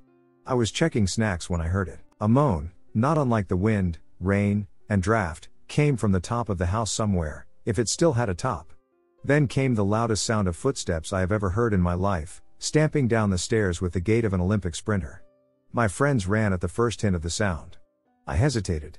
It was light enough to see at least 2/3 of the way up the stairs, but there was nothing there. I grabbed my bag and leapt out of the door, slamming it shut as I did so. The wet wood embedded into my fingers like wet paper instead of centuries-old wood. The last step caved in as I took it, sending wet splinters everywhere. I ran up that hill, chasing my friends, getting cuts and scrapes in the rain. I heard the sound of the door being kicked through my back so loudly as I ran madly that it felt like it shook the valley. I don't even remember the trip back, except that we made it back by around 2 p.m. and managed to shakily get some late breakfast lunch. I tried to go back there a few times, but by the time I found it, the site and the land were sold. I didn't explore beyond that, and I have never since. Growing up in Vermont meant bonfires, Ben & Jerry's ice cream, the most beautiful autumn leaves, and the best maple syrup. It also meant the weirdness of the region known as the Bennington Triangle, which I didn't learn about until the summer I turned 20. To this day, I wish I had never found out about that cursed place. My best friend since childhood was Diane, and she had always been an avid ghost hunter. She loved dragging me along to anywhere that was supposedly haunted, even if we weren't allowed to be there. The Green Mountain Cemetery, Sabine's pasture, and the Community College of Vermont were just a few of our many stops. I never believed in the supernatural, and for most of my life, I just thought that her midnight graveyard visits and trips to supposedly haunted buildings were a waste of time. My mind was forced to change in the course of a single night in 1983. Our junior year of college had started, and Diane proposed a weekend camping trip to one of the forests in the southern part of the state. She even promised that there wouldn't be any ghost hunting on this trip, which was a nice change of pace. I just wanted to relax for a few days out in nature before the harsh Vermont winter drove us to stay inside. A week after she set up the trip, we found ourselves in the middle of the woods outside the tiny town of Somerset, Vermont, on the morning of October 12th, and soon we had set up a nice campsite. We planned to do some hiking and swimming while we were there, so the rest of the first day was spent in lazy bliss as we canoed, chatted, and fished. That night, we cooked up the trout that we had caught, and it was a peaceful night spent under the stars. I slept great and woke up feeling excited for our hike the next day. We got an early start on our trek up Glastonbury Mountain, and by late afternoon, we had reached the summit. We rested at the top for a while and roasted some burgers over a small fire for dinner. We made sure to thoroughly extinguish the fire, and as the sun began to bleed out, we made our way back down the mountain on the side that would bring us closer to our camp. I wasn't looking forward to hiking in the dark, but I knew I would be fine as long as I wasn't alone. Diane and I had also made sure to wear bright colors, myself in neon yellow and her in flame red, to make it easier to see each other. We had been extra smart and had expected to be heading back to camp in the dark, so we had headlamps ready to go when the last of the light faded. We had made it about a third of the way down when we heard crying. I stopped mid-trail, scanning the area to see what it was. It was clearly the crying of a small child, not the woman-like cries of a mountain lion or another animal. I had spent enough time in the woods to know the difference, and something about this cry unnerved me. Not a single person lived on the mountain itself, and we hadn't seen anyone at all in the time that we had been there. I strained my eyes, but I couldn't see any other flashlights or lanterns through the dense thicket. I thought I caught a glimpse of something red moving further out among the trees, but it was gone as soon as I blinked. I turned back to ask Diane what she thought was going on, but she was heading off the trail and into the trees. I yelled at her to come back, but she refused, saying that she couldn't just leave a kid alone in the woods. I tried to point out that a family was probably camping nearby, but she ignored me and kept walking towards the sound. Against my better judgment, I followed, hesitating before I stepped off the trail. I didn't want her running through the inky wilderness and getting lost or hurt, but neither did I feel comfortable going off trail in a place that neither of us knew. Within 10 minutes, I regretted my decision. I had been able to see her for the first few minutes, but then I lost sight of her shirt. Even the sound of her rapid footsteps crunching the dead autumn leaves began to fade, and no amount of shouting had brought her back. I listened, trying to pinpoint any sound, when I saw a flash of red out of the corner of my eye. I was so relieved that Diane had returned that I whipped around, a grin on my face. My relief was immediately replaced by confusion. No one was there, and after a few seconds, it dawned on me that I still hadn't heard a sound. A moment later, a tug on my sleeve made me scream. I looked down in horror, my heartbeat drumming in my ears, and I saw a little boy in a red jacket. He was looking up at me with huge, tear-filled eyes, and I felt my fear soften slightly. "Hey kid, where are your parents?" "I dunno. Mommy was here, but now she's not." I crouched down to eye level, making sure that my headlamp wasn't blinding him. "What's your name?" "Paul." "I'm Jeanette, and it's nice to meet you, Paul." He stuck out his hand like a little adult, and I shook it with an amused smile. He was a lovely kid, and for the first time, I was glad that we had gone off trail to find him. "Let's go look for your mom and my friend, okay?" He nodded trustingly, then slipped his hand into mine. We had no idea which direction to take, so we made our way further into the dense woodland. I kept us going in a straight line from the path, and we made sure to call for Diane and his mom every few minutes. I was getting more and more nervous about going deeper into the forest, but I still couldn't bring myself to abandon my friend. Nearly 2 hours later, we ran into the trail again, and it was very close to our campsite. I was hoping that Diane had been smart enough to wait there for me if she had made it this far, and I was extremely worried at this point. We both had a small flare gun on us in case of an emergency, and that was the only thing assuring me that she was still okay. I got a fire going since Paul's hand was frigid, and I offered to warm him up with some cocoa. He politely declined, and he curled up in a camping chair by the fire. I sat there in our other chair for about an hour, waiting for Diane to return, and at some point I must have dozed off. When I woke, there was a woman by the fire with a weirdly blank look on her face. I blinked rapidly to shake the sleepiness from my eyes, thinking she was a dream, but the figure remained. I was confused, and I began to panic when it dawned on me who she was. "Hi, you must be Paul's mom. I'm so glad you found us. My name is Paula." "Oh, that's cute that you named him after you." "He is not my child." "Oh. Sorry?" She hadn't moved, and the silence stretched tensely between us. I yawned and rubbed my eyes, since I thought I was seeing things. A darkness had begun to seep from her body, and at first I thought it was just the firelight casting odd shadows or my eyes playing tricks, but it began to pool from her skeletal fingers on the ground. I swore, quickly scrambling out of the chair and away from her. By then, I had noticed that Paul wasn't in sight, and I screamed for him. The woman still hadn't moved, but the ooze had reached my tent. It began to dissolve the nylon, an acidic hiss warring with the crackling from the fire. I don't remember anything after that except for running towards the car and trying to explain to the police what had happened. They didn't believe me, of course. When we arrived back at the campsite, they blamed drinking and an unguarded fire for the state of the tent, even though there was no alcohol in my system. They began searching for Diane but never found any trace of another person. 5 years later, her case went cold, and I wouldn't be writing this down if my 12-year-old nephew hadn't asked me to for a school project he was working on about people who have seen ghosts. When I asked why my nephew picked me to interview, he looked up at me, just like little Paul had done, and handed me an old, yellowed newspaper article dated October 14, 1950. It showed a picture of a little boy in a familiar red jacket, and the headline was about his disappearance near Glastonbury Mountain on October 12, 1950. My nephew tugged gently at my sleeve, his eyes wide, as he stared at the tears flowing down my cheeks. "Don't cry, Auntie, not everyone gets to meet 2 ghosts in one night." "2? Yeah. Don't you ever go to the library?" I shook my head, and he exasperatedly pulled out a second article from his school folder. This one had a picture of the woman I had seen that night, and it was about her disappearance from the same area in 1946. They had both been wearing red when they disappeared, and so had Diane. I know I'll never go back there, but if I were to, I believe that I would see 3 ghosts. There is a story of a terrifying encounter that would haunt even the bravest of spirits, an experience that would break any mortal's psyche, deep in the shadows, where dread takes hold and the mind plays tricks.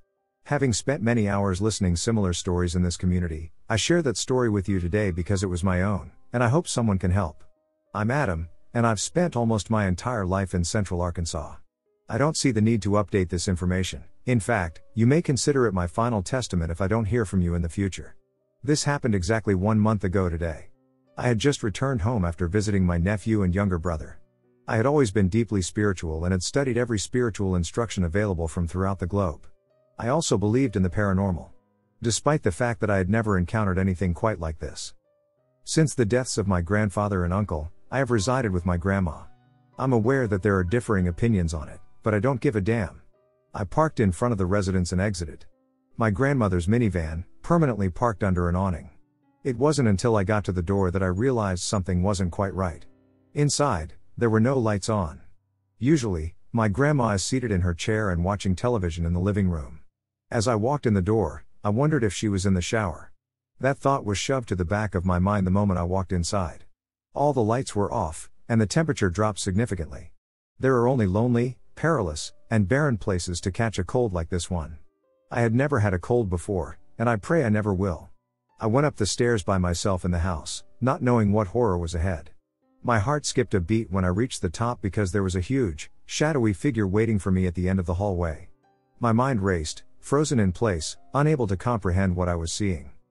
With a sinister grace, the shadow figure approached, its shape growing more pronounced with each stride.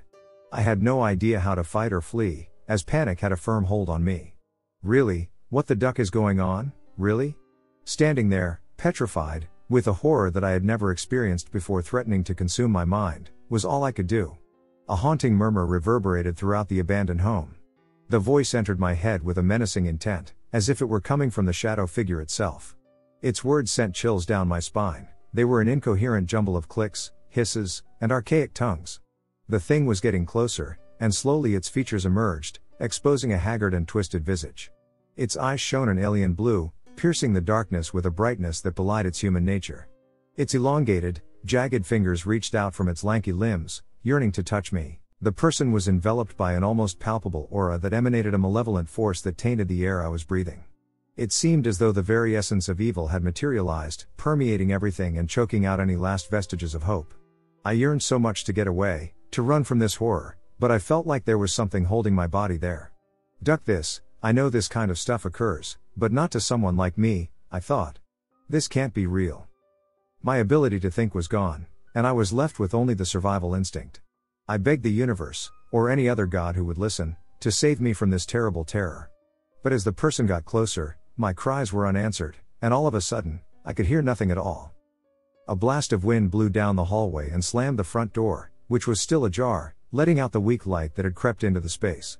I felt darkness embrace me, enveloping my form like a solid object.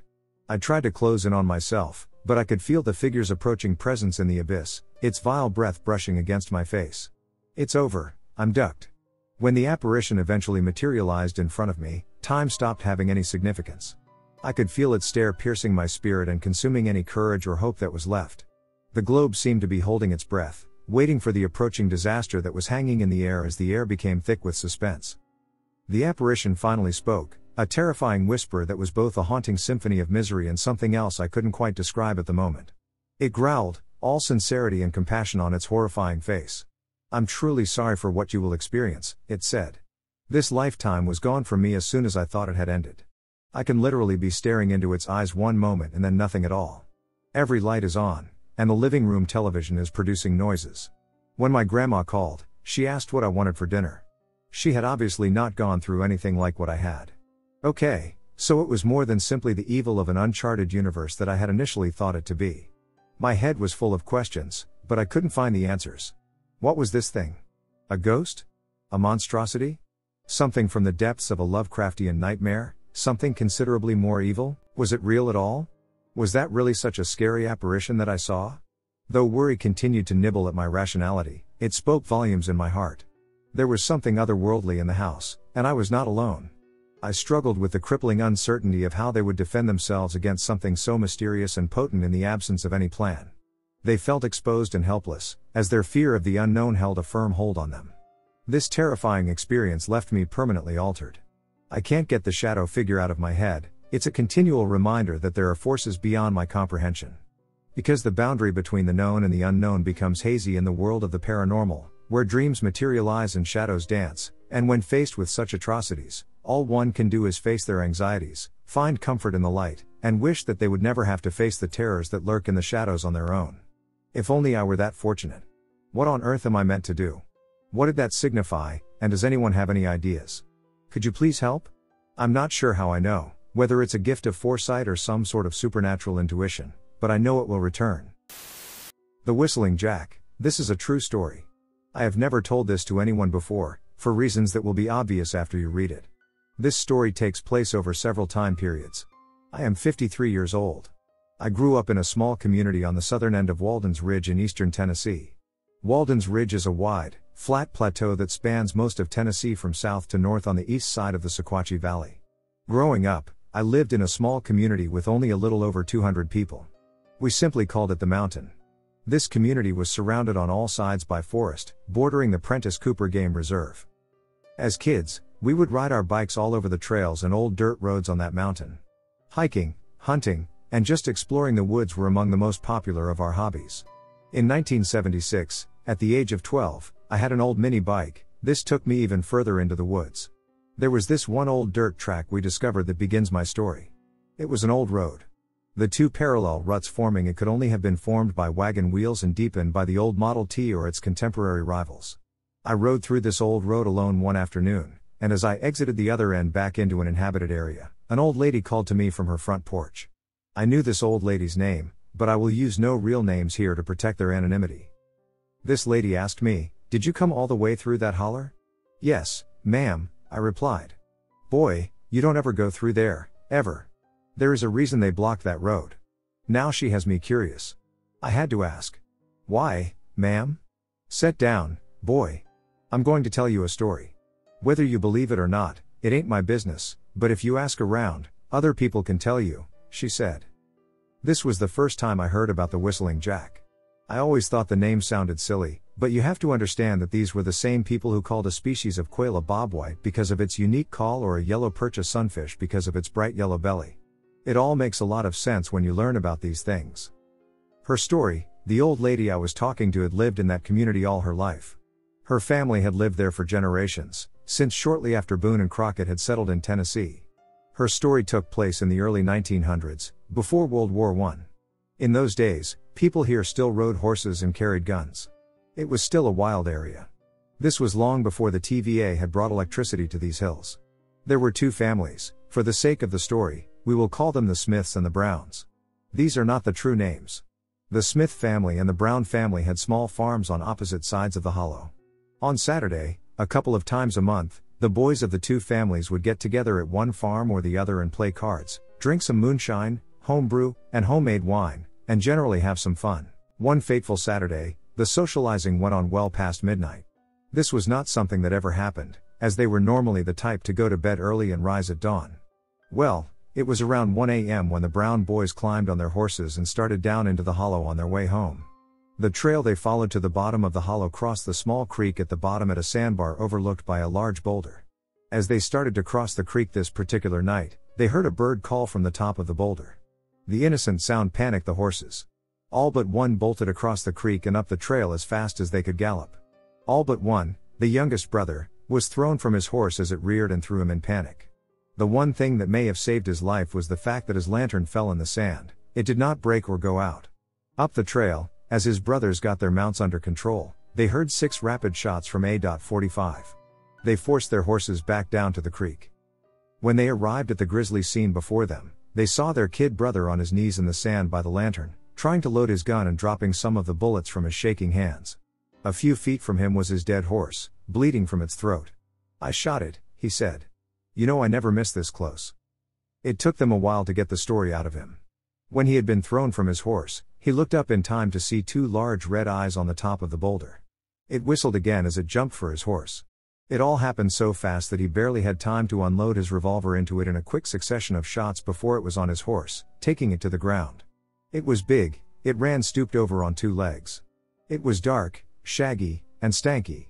The quick shots of the pistol were not enough to save the horse, but he knew he had hit it as it gave a hissing growl and ran off into the woods. They had heard enough. Scared and wary, they loaded him onto one of the boys' horses and rode home as fast as they could. The next morning, just after dawn, all the boys and their father took their guns and went back down the trail to the creek with the intention of hunting this thing down and recovering the youngest son's saddle and gear. They were all experienced hunters and trackers. Despite this, when they got to the creek crossing, the horse was gone. All the gear, The saddle, bridle, and rifle pouch were gone as well. The sand had been brushed clean, like it had been swept with a pine branch. Even the blood was partially covered. No tracks could be found, and there was no trace of the horse or its gear except the blood mixed in the sand. As she finished the story, I was polite enough not to say I did not believe her, but she must have seen the skepticism on my face. She said, "Yeah, I never believed that story either until about 30 years ago." I looked at her questioningly, and she continued. "I used to walk down the side of the holler to gather kindling for my stove. There was always so much kindling there. No one else would go down there, so nobody picked it up. As time went on, I cleared all the fallen limbs from near here and would have to go deeper down in the holler to get kindling. One morning, I found a huge pile of limbs just below the rocks, close to the bottom, a little ways from the creek. I set my basket down and started breaking up sticks from the pile and filling my basket when I heard some kind of rustle under the pile. I thought it was a rabbit or a fox under there. I took my axe and pulled the brush up a little so I could see under it. There was a big hole under there, and I saw two big red eyes looking up at me. I dropped the axe, left it in the basket, and ran all the way home. I haven't stepped foot in that holler since then. My axe and basket are likely still there if that thing didn't get 'em. I am begging you, don't go down there anymore, boy." Something about the way she gripped my arm when she said this and the look on her face made me believe her. I told her I would not go back down there. I meant it. I rode the long way around the highway to get home. 13 years later, I was 25, after 4 years in the military and a brief, failed marriage. I was back on the mountain for a while. Depression soon had me roaming the woods again. When I wasn't working, the woods brought me peace. There was one spot in particular. Just a couple of 100 yards from the top of a line of sandstone cliffs along the bluff on the western side of the mountain, there was an old-growth pine grove. I don't know if you have ever been in an old-growth pine grove in the forest. The massive pine trees seem to radiate a peaceful, quiet feeling. The thick canopy they provide inhibits undergrowth. So instead of crunchy, dead leaves, you will have a carpet of fallen pine needles that cushion and silence your steps. It is common to find lush beds of moss in these places too. This place was several miles from that hollow I told you about before, on the other side of the plateau. Foolishly, I had spent the afternoon, evening, and well into the night hiking along the bottom of the cliffs. I had a small backpack, a little food, a couple of drinks, among other things, and a couple of flashlights in case I found a cave I wanted to look into. I also carried my old Winchester Model 97 12 gauge, a sturdy, solid shotgun. It would hold 5 rounds in the magazine and 1 more in the chamber if you were that careless. I usually only kept the 5 in the mag loaded myself. An impressive shotgun by any standards. I should have known better than to be out there after dark. There were a lot of factors involved that got me there at that moment. Sometime around midnight, I had been sitting in a nice spot where I could see the lights from the valley miles away, having a few sips of bourbon. Thinking about things, just enjoying the peace and quiet. As I packed up my stuff to go home, I heard a bobwhite call a couple of 100 yards below me along the heavily wooded slope. It seemed perfectly normal for about 2 or 3 seconds, then I froze in mid-movement. If it had been a whippoorwill or any of the normal night birds, it would not have even fazed me. But I knew that a bobwhite was a quail. Quail are not nocturnal birds. As if this were not puzzling enough, I heard another bobwhite answer from along the slope to the north about my elevation. Then the first one called back from below me. It had moved closer. I have never been one to scare easily, but this was too strange. I stuffed my last things in my backpack, slung it over my shoulders, grabbed my gun, and started up towards the cliffs. There was a lovely moon, so I did not use a flashlight. I did not want a light to give away my position, but as I eased through the brush, trying to be as quiet as possible, I got some electrical tape out of one of my backpack pockets and began taping one of my flashlights to the tubular magazine under the barrel of my shotgun. The calls of the strange bobwhites were still sounding from time to time. Always answering each other, always getting closer, no matter how quickly and quietly I moved. Now, I was starting to get scared. I, who had always known my way around in the woods and always knew what the denizens of my woods would do and how they would react, was out of my experience pool here. This moment is when that story came back to me. That story that strange old lady had told me 13 years ago. I began to believe I knew what was tracking me. And yes, I was being tracked. I could feel it. With this realization came a plan. By this time, the bobwhites were really close. I could now hear their footsteps trying to mirror mine. They were big, heavy-sounding steps. Once in a while, I would stop, and I would hear them take a step or two before they stopped too. I would not be hunted so easily. I knew where I was. Directly atop the cliff above me is where the pine grove grew, just about 500 feet from the cliff. At the bottom of this cliff at this point, there would be a deep crevice. A crack formed from thousands of years of rain, and the ice forming in the massive layers of sandstone slowly spread it. It formed an inverted V about 4 feet wide at the bottom of the cliff, going back about 30 feet. Along the left-hand side, as you entered it, the layered stone being pulled apart over time had made a ledge that rose from the rear of the crevice to an opening at the top, just big enough for someone my size to squeeze through. Once through, you would be on a ledge 30 feet or so up the cliff face. The overhanging layer of rock left just enough room to crawl along the ledge on your belly for about 40 to 50 feet, then it opened up into a rock slide that you could climb to the top. This entire cliff was between 80 and 100 feet from bottom to top at this spot. I got there as quickly and quietly as I could manage. This took maybe only 1 or 2 minutes, but under the circumstances, it seemed like time stretched on forever. Then I was in the crevice. I was soon on the ledge at the top of the crevice. I had to push my backpack and gun in front of me to get through the tight space. I was not taking time for stealth anymore. I was crawling, dragging, and pushing my things to get to the rock slide. Almost free. As I got to the slide and began to climb, I reslung my backpack, strapped my gun over my shoulder, and went up on all fours. I could hear something shuffling around at the bottom of the cliff outside the crevice. I did not know why they did not go in, but I did not ponder it. I climbed. At the top, I ran to the grove. All the way to the middle of it.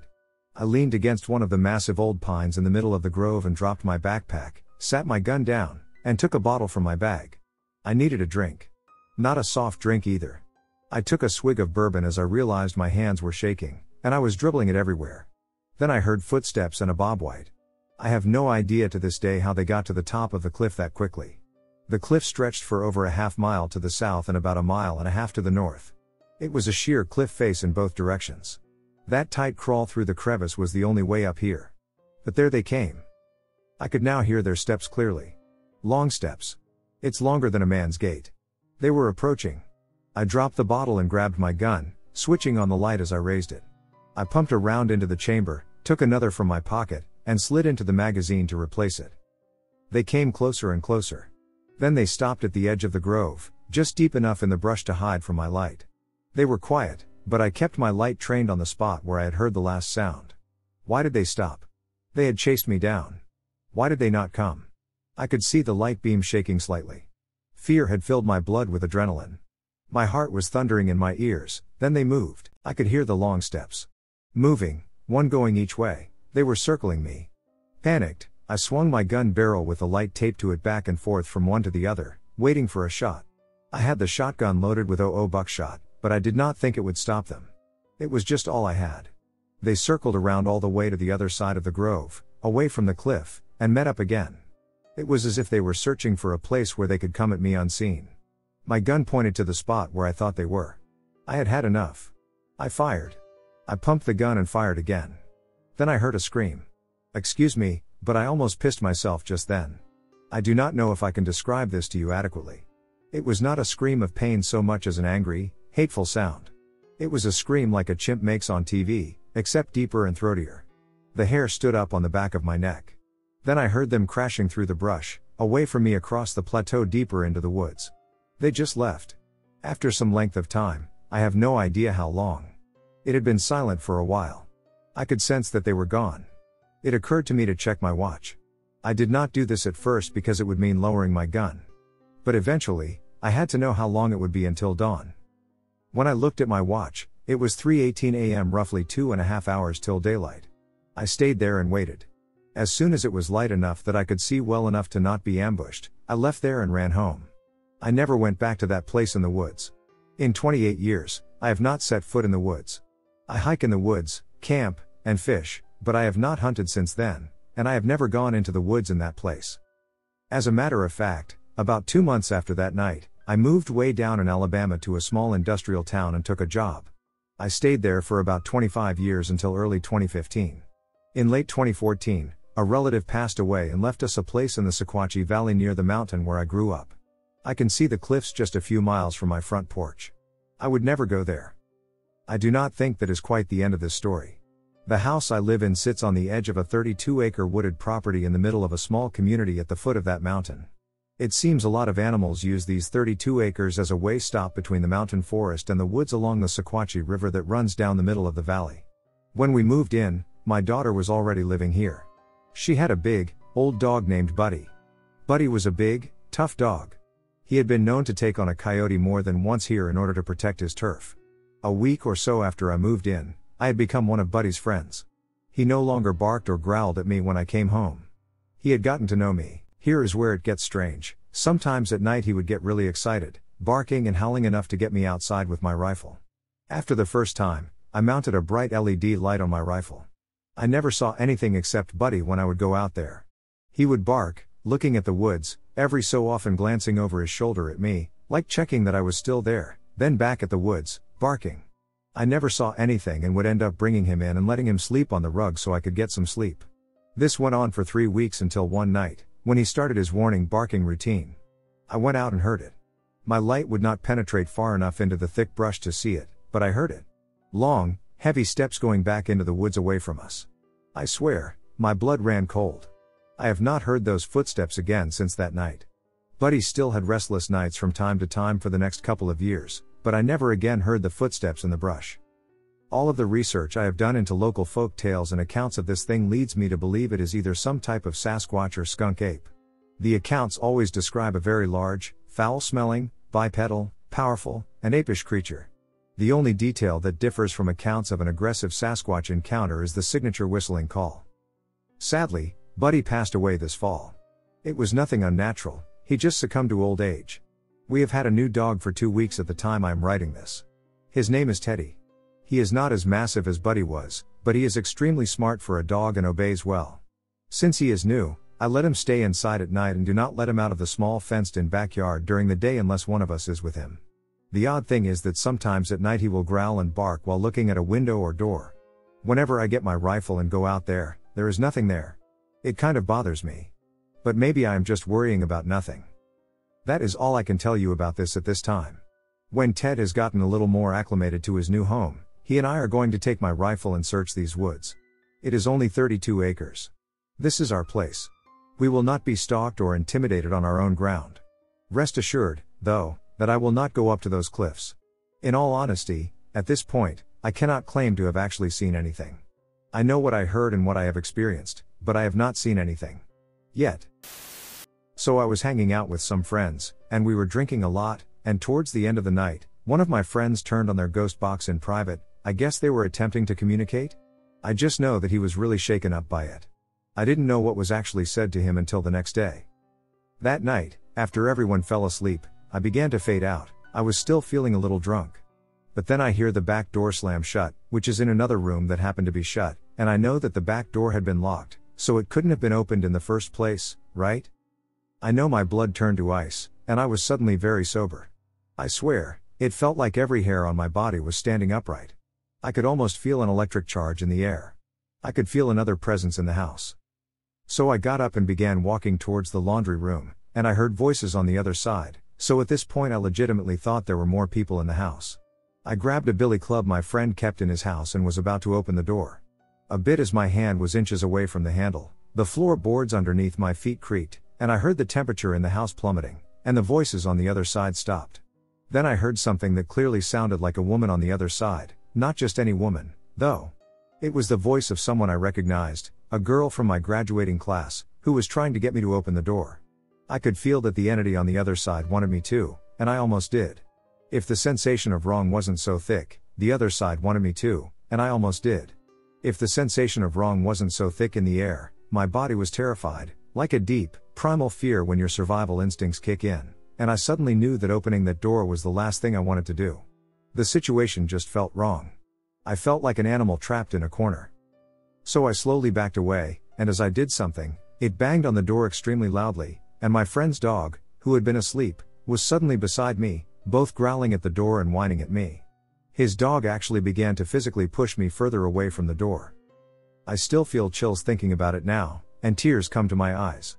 I thought about leaving through the front door, but it felt like whatever was in that room had chased me around the house to be there. It was outside the front too, and my friend's dog wasn't having any of it.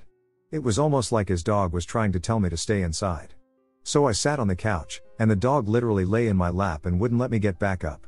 At this point, I could still hear the woman's voice in the laundry room, which remained closed.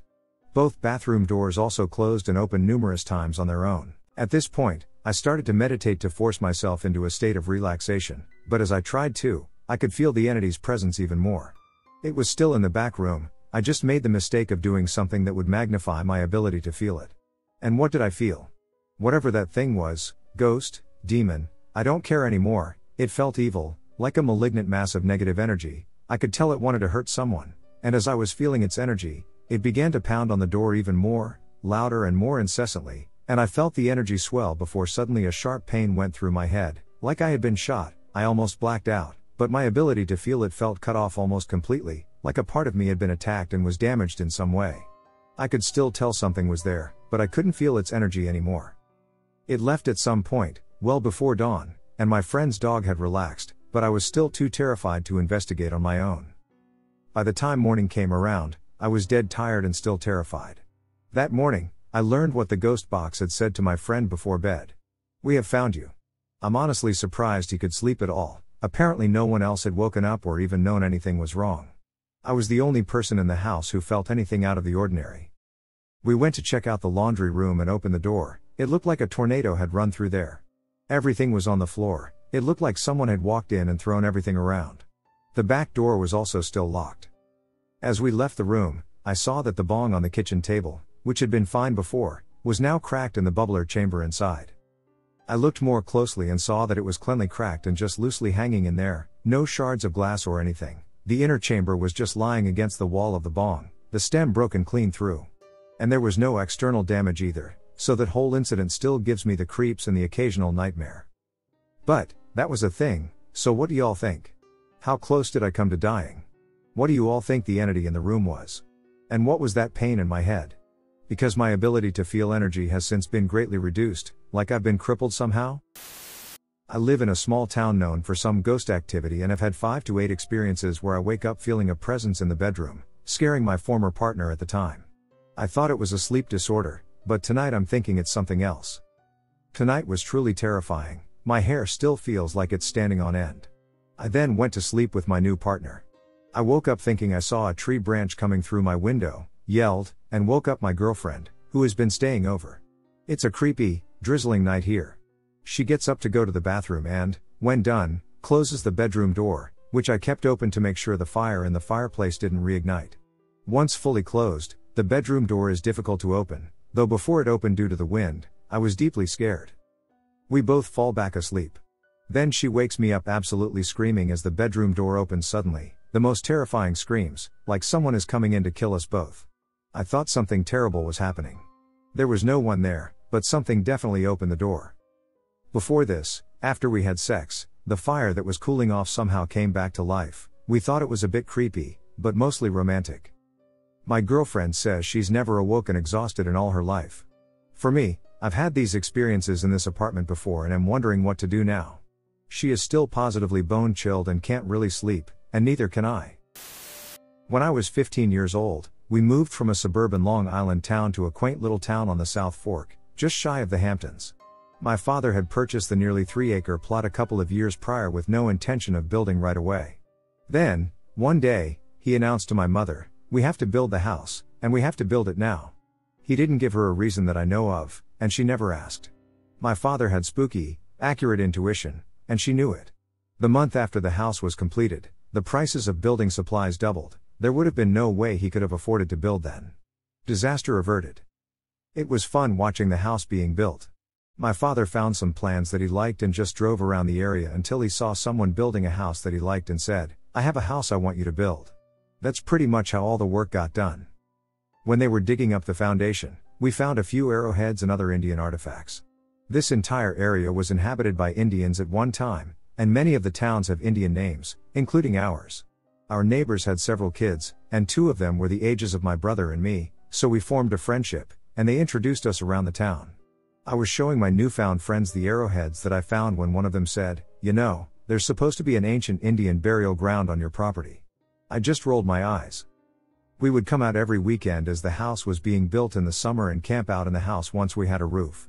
My father was an arborist, and he was insistent that not one tree be taken down on the property. The house placement was designed around the trees, and heavy brush was all that was removed. My newfound friends would all meet up in town, which meant a 20-minute walk from the streets. I chose to take the shortcut by cutting through all the farm fields that bordered the west side of our property. Some of the fields were large and massive, but the ones near our home were smaller, bordered by patches of wood. There was only one place that was open with a path that led to my home, and at night, I knew how to find it, coming back from town, by looking for the change of size in the top of the tree lines. It was desolate and a bit creepy, but I could get home in 5 minutes, so that was the route I always took.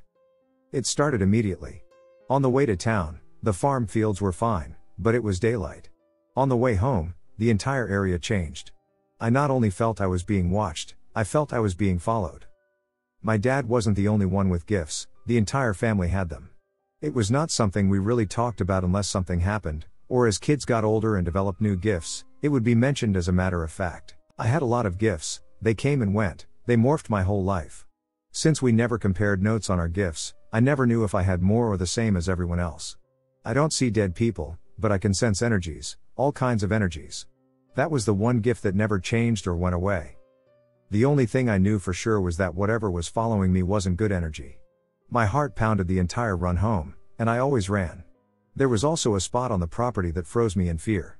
It was on the east end of the property. The way my father landscaped, he kept everything very natural looking.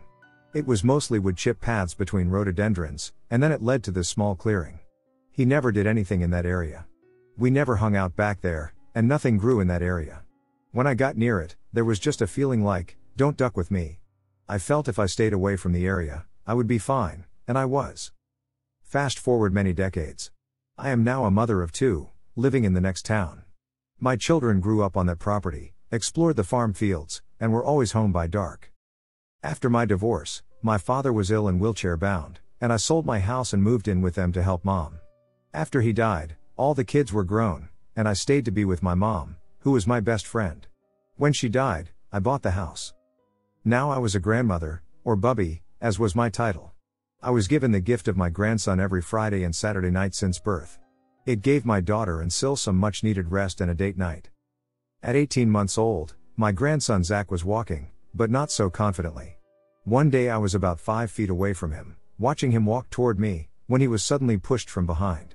On his knees now, he looked behind him, looked confused, and got back up. Another step toward me, and he was pushed again. This time, he looked scared and again looked behind him to find nothing. It happened a third time, causing him to cry. I picked him up and took him away from the area. When my daughter came to pick him up, I commented that Zach may have some significant gifts. Entities love youngsters with gifts, their energy is like junk food for them. My daughter just rolled her eyes. My dog has been by Zach's side from the moment he got here until the moment he left. He's never more than a few feet away, and Zach loves him. I did, however, start to notice that Zach would not go into his playroom or bedroom unless the dog was with him, and if, by chance, he was not with him, he would call his name before going to the back of the house. More than a few times, he would come running to me, looking scared, but never say why. I would always check the rooms and see or feel nothing. Then, when Zach was about 3, musical toys would turn on in the middle of the night from the playroom, and Zach begged me to sleep in my room. When I asked why, he said he just wanted to be with me. I had recently had a dream that was so bizarre. I recorded the details, because I never remember them later, and there was a man who I didn't know in Zach's bedroom. I really didn't get bad energy from him, but I didn't like that he was in the room with Zach. From that point on, Zach slept in my room. I asked for guidance in a dream to know what I was dealing with. That night, I dreamt about 2 older teenage girls, all dressed in black and looking rather gothic in style. They were sitting cross-legged, levitating with their heads nearly touching the ceiling, and the most notable part of the dream was that they were afraid of me, really afraid of me. So, the next time something happened in the playroom that scared Zach, I went back there and told them, in my most pissed-off growl, that if they didn't leave him alone, I would end them. They did. Then, when Zach was 4 years old, he came running from the playroom with a look of terror I had never seen before or since. "Bubby. I saw a ghost." "Okay, Zach," I said in my most calming voice to settle him down. "What color was the ghost?" Over the years, I had seen plenty of white, gray, and black figures or masses and started to learn just a bit about which ones to be most concerned about, but his answer threw me for a loop. "Brown," he replied. "Was it a male or a female?" I asked. "It was a man," he replied. "Was he old like me, young like you, or daddy's age?" I asked. He was like Daddy, he replied. What was he wearing? Again, his answer threw me. Underwear, he said. It really made no sense to me, and then I had a thought. Zach, what color was his hair? I asked. Black, he replied. Was it long or short? I asked. Long, he replied. And was he happy or angry? I asked. And with a look of fear you never want to see on a child's face, he replied very slowly, he was really angry, Bubby. My grandson had just seen the spirit of an Indian, a really pissed off Indian. Right then, that feeling of dread I got from behind the property kicked in. I remembered that earlier that day, Zach had been exploring the property. The dog that guarded him from birth had died of old age and was replaced by a rescue, an Argentinian Mastiff, who gladly served as his replacement. If Zach was playing outside and needed to pee, we were very isolated from the neighbors, so I would let him pee in the bushes. Did he urinate in that area I was told not to duck with? Did he do something to disrespect that area? I explained to him that maybe the Indian wasn't mad at him, maybe something made him mad, and he was trying to tell him. I told him that maybe he is guarding something in the back of the property, and he should always be very respectful of that area when he's back there. No peeing back there, don't drop any garbage back there from your snacks, be respectful. I told my daughter about the Indian, and she rolled her eyes at me. I didn't tell her about the legend, which, before that moment, I never believed. I never told her about the area that creeped me out. I never told anyone, we just didn't really talk about such things, not that it was taboo, but unless it caused a problem or created an answer, there was no sense in bringing it up. There were no more visits from the Indian. Zach only walked around the border of the property in that area to see our new neighbor's farm animals. I noticed the dogs, I added a second rescue, would also only walk around the area bordering that clearing, they never walked on it. I rarely went back there, and during spring cleanup, the crew getting rid of the mounds of leaves would just blow them in that direction, knowing that I never disturbed the area, and since nothing grew there except the trees, the leaves were a welcome mulch, keeping the area from getting any new growth. I had 2 acres of the property surrounded by an electronic fence to keep the dogs on the property. One day I came home to hear the alarm alerting me that the fence was not working.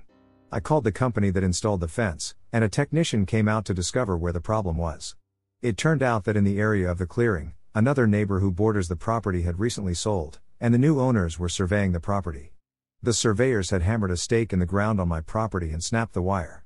I saw the new stake placed in the spot where it should have been and was quite annoyed because the hole from their stake was clearly visible and they knew they had snapped the line and the line was on my property. So after the fence was repaired and I paid the tech, I went back to the area to take some pictures. I planned on sending the company the bill for repairs. Taking pictures from my cell phone from various angles, I started stepping backwards and found that the leg I had moved behind me while backing up was sinking into the ground. Now, years of leaves were in that area, and as a result, of course, the ground is soft, but this was beyond a sinking feeling. It felt as if my leg was being sucked up. I turned around to realize that I was now standing in that don't duck with me area, and I was terrified. In what seemed like 30 minutes and was probably more like 30 seconds, I struggled to free my leg and then hightailed it out of there. Zach is now 9, and I am thinking of retirement. I think that there is too much wrong with New York to be able to live out my retirement comfortably. I decide to sell the house as the market is hot and I live in a very desirable area. Even now, Zach will not go to the back of the house alone without one of the dogs, but he tells me he hasn't seen a ghost in the house in years. He says he doesn't remember the Indian, but since that was the only ghost I am aware he's ever seen, I think otherwise. Pictures are taken of the property, the house is listed, and I start looking for a big house in Florida, where my daughter wants to relocate. I'm planning on moving all of us down there and retiring. A month later, the house is on multiple listings, the price is reasonable, and other than the few families that came to the open house when we first listed, there was no interest at all. Nearly 2,000 views on Redfin alone, but no interest. I know of a psychic that I trust, so I ask her about it. She tells me there is a spirit on the property that doesn't want me to leave. I'm thinking it's the Indian. Zach is getting to the age where his gifts might be coming online. He is finally admitting to me that he has seen another ghost, a boy who comes to him every year and hangs out with him talking about video games. He calls him Daniel and says that this year his hair was blue. I know he watches a YouTuber with blue hair by the same name and asks him if that's who he's talking about, and he says no, but Daniel seems to be aging along with Zach every year. This year, he talked about VR with Zach and how he has never played VR but would like to. It just wasn't around then. The psychic stated that the spirit was doing something not only to give people an off sensation about the property, but it even affected the photos online. She suggested a cleansing of the home and property. If Zach's gifts are coming online, a cleansing might be a good idea for him as well. I knew of someone I trusted. She lived upstate but could do it remotely, so I called her. I was mostly concerned about the Indians. I didn't want to kick him off the property if he was truly guarding a holy burial ground, and I wanted to know if she could connect with him. I wanted to let him know that if he allowed me to sell the property, I would ensure the new owners were aware of the legend and would respect that area and not disturb it. Her answer gave me chills. I can, she said. The question is, should I? If he is guarding something holy, it's not a problem, but if he's guarding something dark, it could make things worse. A lot worse. She explained that a cleansing would only remove negative energies from the property, so if there was nothing negative, the Indian would not be disturbed. I agreed to go ahead with the cleansing without trying to connect with him. She had done work for me before, and usually within hours I get a report of all the breakdowns of whatever had been done, so when I didn't hear from her, I got a bit worried. 2 days later, I saw that she had tried to call, but I was working and couldn't answer the phone. She left me a voice recording on Messenger, which she had never done before, and the message was as follows. I found 6 spirits on the property, 2 portals, and 1 very large, negative vortex. I'm told that the Indians were involved in a battle, although I don't know when. They were not very good on time. An elder opened the vortex to frighten away the enemies, and it worked somehow. But when they tried to close the vortex, they couldn't. To protect others from the harm of the vortex, 5 young Indian males sacrificed themselves and were buried in a circle around the vortex. They've been guarding it ever since. I have sealed the vortex, and the 5 spirits were happy to return to their tribe. The 6th spirit is that of a man, a nice guy who lived nearby. When his home was demolished, he entered your home and has been protecting it ever since. He said he would like to stay if you were allowed. He said he will also take on the responsibility of protecting the property as best he can. What a story. What history. The legend was true after all, but there was so much more. I had to tell someone. My daughter was on vacation with the family, so I called my brother, a retired cop who is very skeptical of the paranormal, which I find odd because he has some of the most powerful gifts in the family. His intuition was just like my dad's. I knew his eyes would be rolling, but I called anyway. When I told him about the area that creeped me out and read the report, which had now been sent to me, about the vortex and the Indians, he gave as supportive of a wow as I knew he could. As I mentioned, I never told anyone my feelings about that area, and when he was trying to figure out where on the property it was, he mentioned he never had any bad feelings back there. I used to hunt back there all the time, and I never felt anything, he said. Was it by the cement slab? He asked. What cement slab? I asked. It's huge. How could you never have seen it? It's not on our property, but it's right on the border of our property. I never went back there, I replied. The area creeped me out, so I stayed away. What's back there? I asked. It's a slab foundation for a house. No house, just the cement slab. Then I read him the part of the report about the spirit who moved in after his house was demolished. That slab must have been gone for years when the neighbors erected their new barn for their animals. I didn't need to see his face to know he was no longer rolling his eyes. I spoke to the realtor. He will be relisting in about 10 days in a new format. I'm told that some minor residuals may linger on for a week or so. In 10 days, it should all be clear, but I have to say, how can you not tell the new owners that there are 5 young Indians who gave their lives to protect everyone, and their bones are in the backyard, and that area should still be respected? Zach will be back in the house on Friday. I wonder if he will still need the dogs to go to the back of the house.